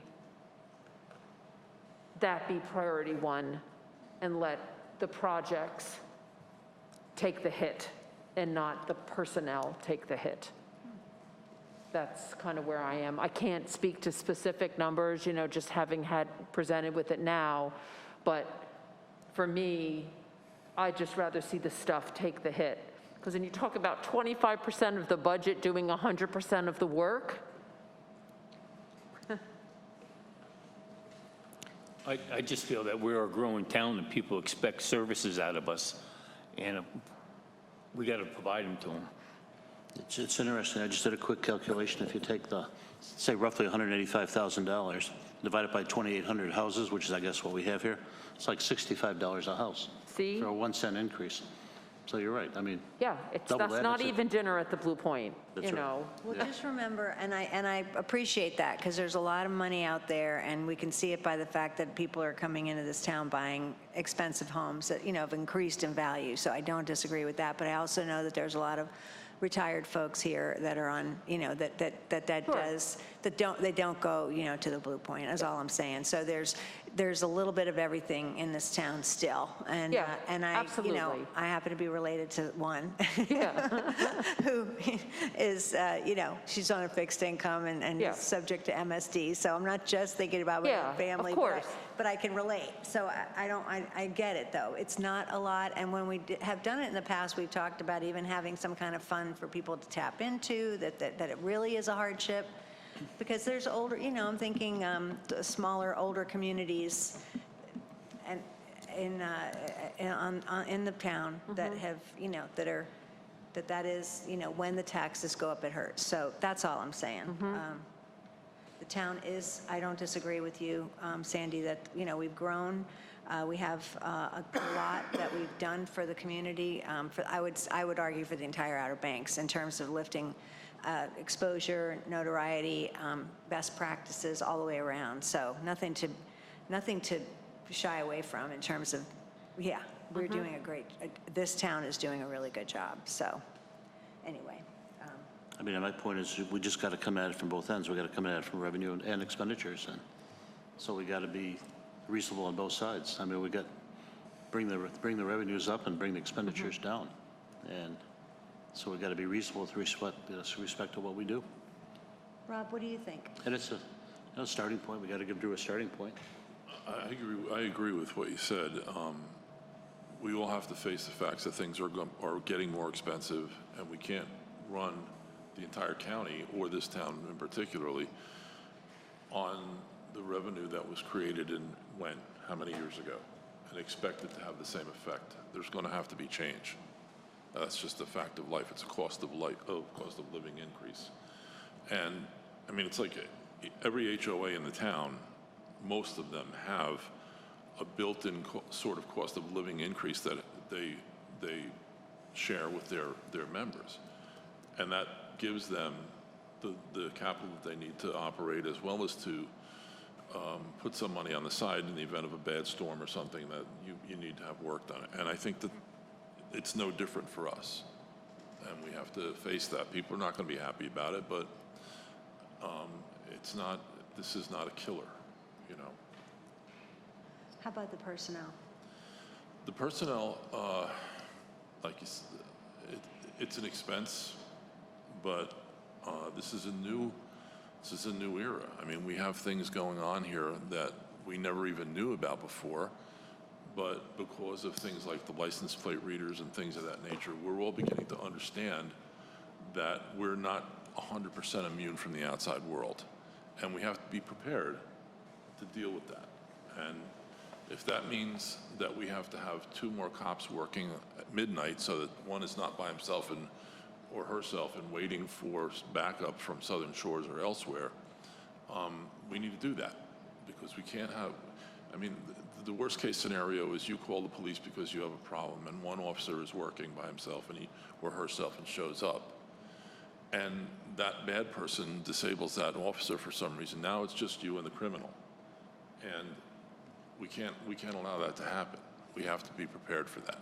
People are going to scream about it, but at the end of the day, it's all about safety and protecting the people here and giving them a safe place to live. We've created a great bubble here, but we can't expect it to not burst if we don't maintain it properly. Thank you.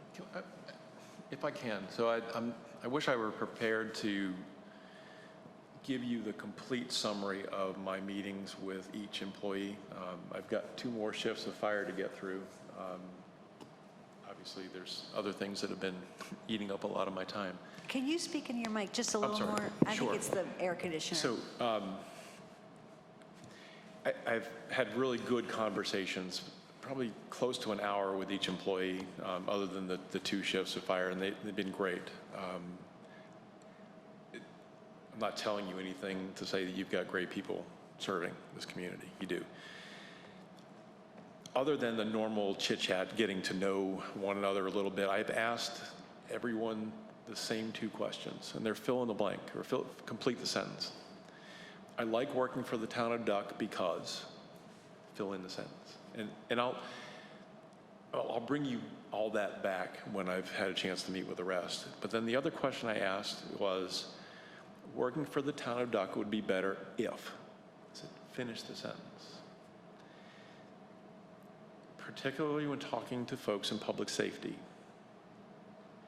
The answer is, the first answer is, yeah, pay better. But then there's an acknowledgement, we get paid okay and the benefits we have are really pretty good. What I'm hearing is more people. And it's the safety piece that Mr. Mooney just mentioned. And it was very telling to speak with one of Chief Ackerman's people, to have this person say, I feel guilty if I have to call in sick because I know that I'm leaving the town short of coverage. That shouldn't be. So there's the safety bit, and then there's the I can't call in sick, let alone get a vacation day, and I heard that from the other side in public safety as well. It's hard to take a vacation or to use comp time you've earned because then you're leaving one person on a fire truck. And Chief Black can't leave one person on a fire truck. So it was very interesting. I didn't know what to expect asking the questions. I expected to hear more of the more money, more me. It was more the town and the group Team. that the people were focused on. So I just wanted to throw that out there. I think we get there. We could do what the mayor was saying. You could do one of each this year and one of each next year. We need to commit to that. We could bite the bullet and do it all in 1 year. And again, we do, but to the mayor's point, we have revenues and expenditures, and we need to adjust both to make this 972. But I wanted to give you that, and once I've had the chance to meet with the rest of the employees, I'm going to give you a more comprehensive report about that. It's just very interesting conversations, and what I believe to be very genuine and honest feedback I was getting from these folks. Thank you. Drew, from your managers meeting, did you get any insight from the other towns' managers with respect to the taxes? No. Ms. Cavanis and I were talking about this at the beginning of the meeting or before the meeting started. This is one of those things that managers tend to hold really close to the vest. Yeah. I'm not going to show you mine till you show me yours. What do you got there? So, no. Well, I have a mayor's meeting coming up, and I'll ask that question directly.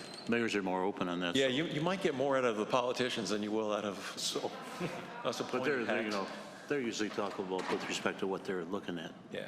And it's, of course, early in the process, but that's always useful, too. I know, Southern Shores, their levy is going to increase because they're going to impose MSD. So that does change the landscape for those shared revenues. And Nags Head. Yep. They did, yeah. Wait, what was that last part? Well, Nags Head last year. Yeah, Southern Shores and Nags Head. They Yeah. they did last year, Yeah. you're right, because we had 2 towns go up, and a lot, yeah. I think I need to better understand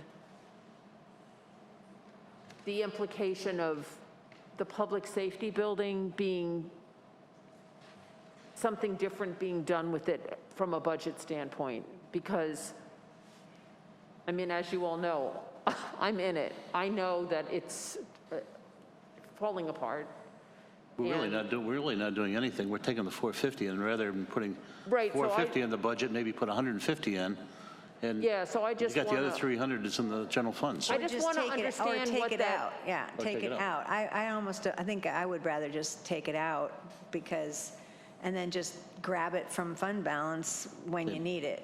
Because I don't want to get rid of it, but I That's- understand that's it's the there, argument. and it's like, oh, it's there, and it's impacting Budget. the now.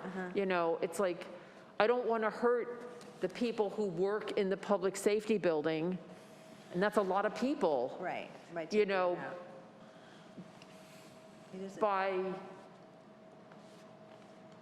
not doing that, but we're also hurting the people, in my view, we're hurting the people in public safety by not getting them an adequate staffing. We're hurting them, like, it's not overcrowding of a building, but it's overworking and increased injury, and then it's the workman's compensation budget line going up, and burnout, and danger, and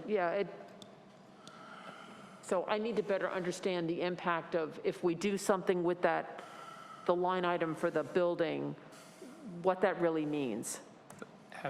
Hasn't the council carried that line item for about 5 years now? I don't know if it's been 5, but it's a long time. been a good number And of we years. just sit there. I mean, sitting in the other side Been at least of the 3. table. It sits around, and then we always say, oh, well, we didn't spend it, so we're going to bring it reallocate back, for the yes. next year. And so Right. that's we kind of put it back in fund balance, and then we budget for it again the next year, and we repeat.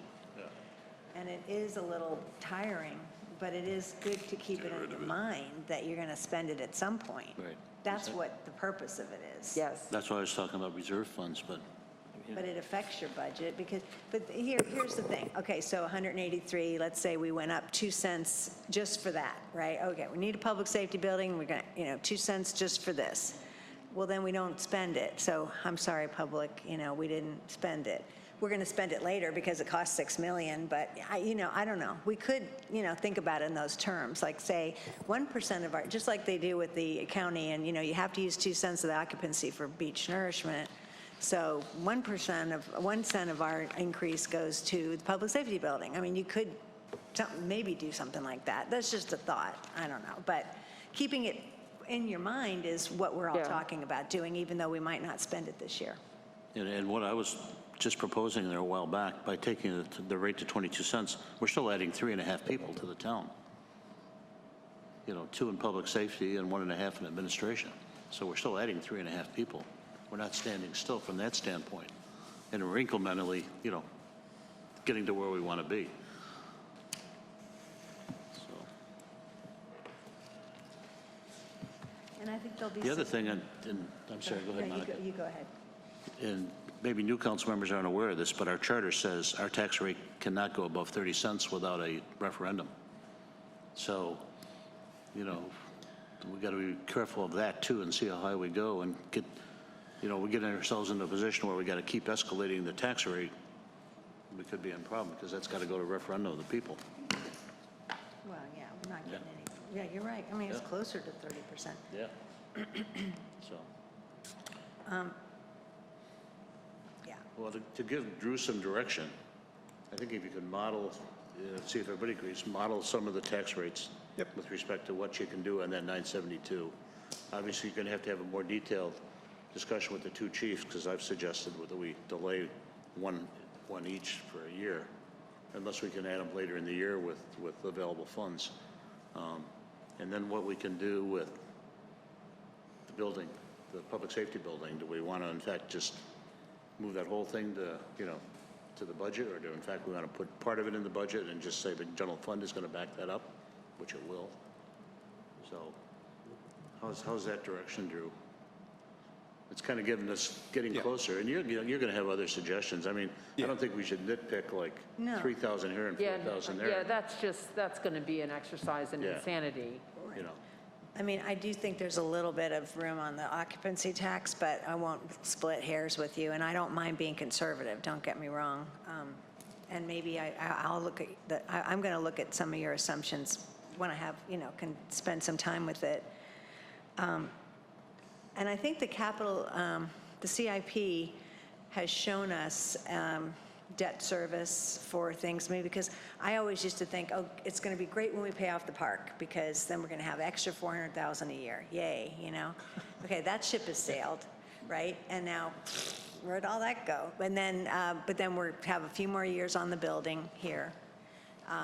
Again, 2 something for annually for a debt service on that, right? So that's got a little more time. But then we're going to have this new debt service on the public safety building if and when we can get it over the finish line. So I think those numbers are in the CIP in terms of what we're assuming for say a 20-year loan on a, building, and that's going to be, way more than we paid for the park. So it's probably going to be like $600,000 or whatever a year.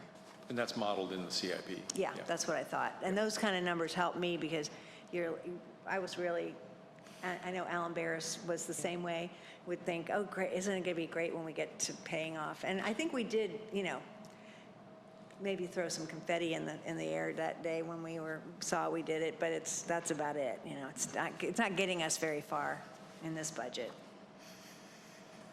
So we got to look at those debts and the fire truck. So those are the big ones that we've got coming down the pike, right?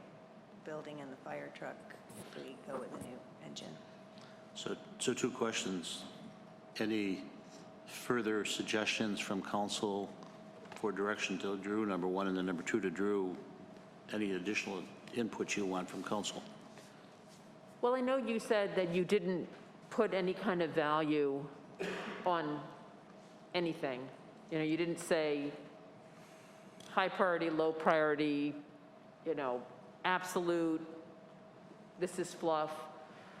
But I guess at some level, maybe it's in consultation with the department heads when we're looking at stuff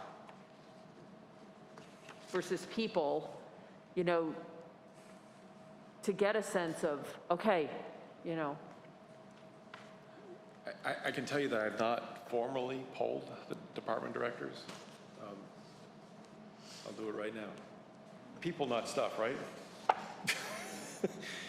and so, I mean, that's my gut. honestly, so yeah. I've had that input separately from both of the chiefs.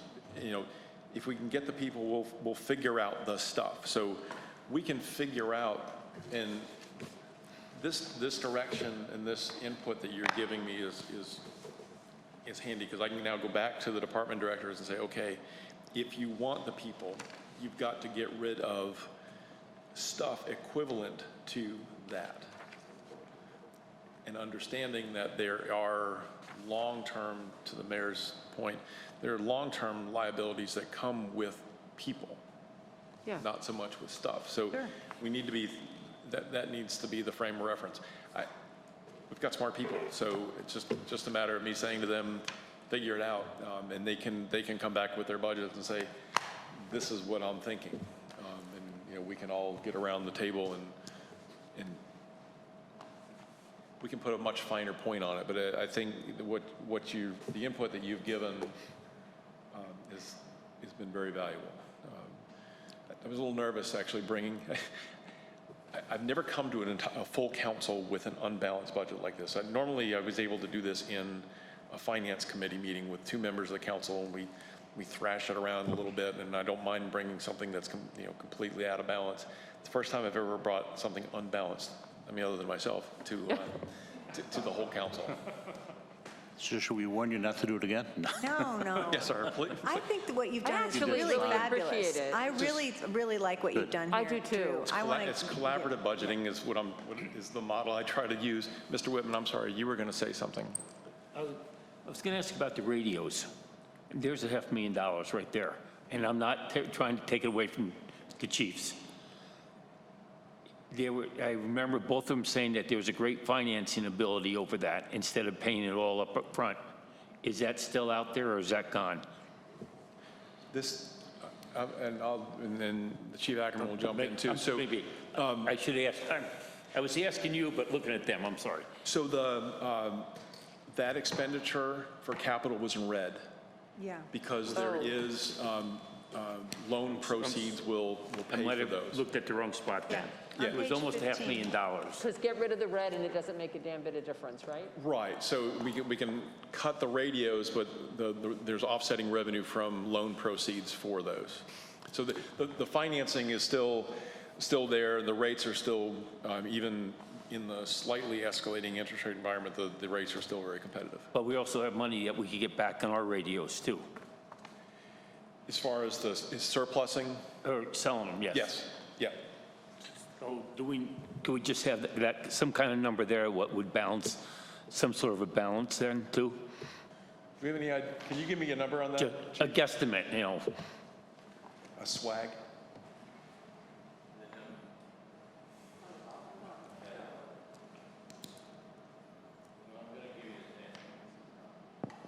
So you want an estimate of what the value, the surplus value would be if we did it now versus waiting? I think we can come back with something ballpark and see. But I do think the longer we delay it, the lower that surplus revenue is going to go. Yeah, that makes sense.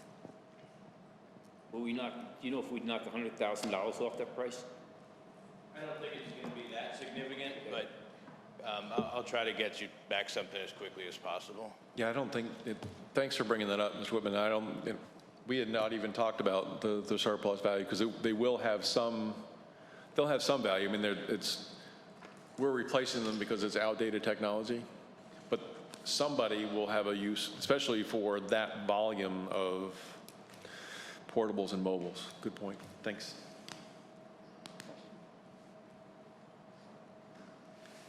Any other comments for Drew? Any questions, Drew? Back to council? Well, yeah. So we're going to be able to pour through this and just contact you one-on-one for further detail?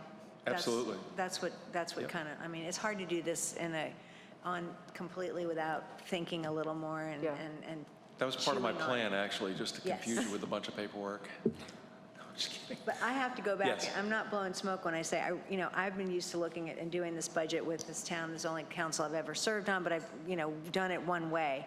And I really, really loved the mind, meld that I had to do to wrap my head around, not really this, but just even just everything you've presented so far is just a nice, fresh approach, a new way of itemizing and breaking things down into a really logical format, and I just really appreciate it. It's sort of like, it's just exactly what I was hoping for, was a new look at it, and I think you've done a phenomenal job, so thank you.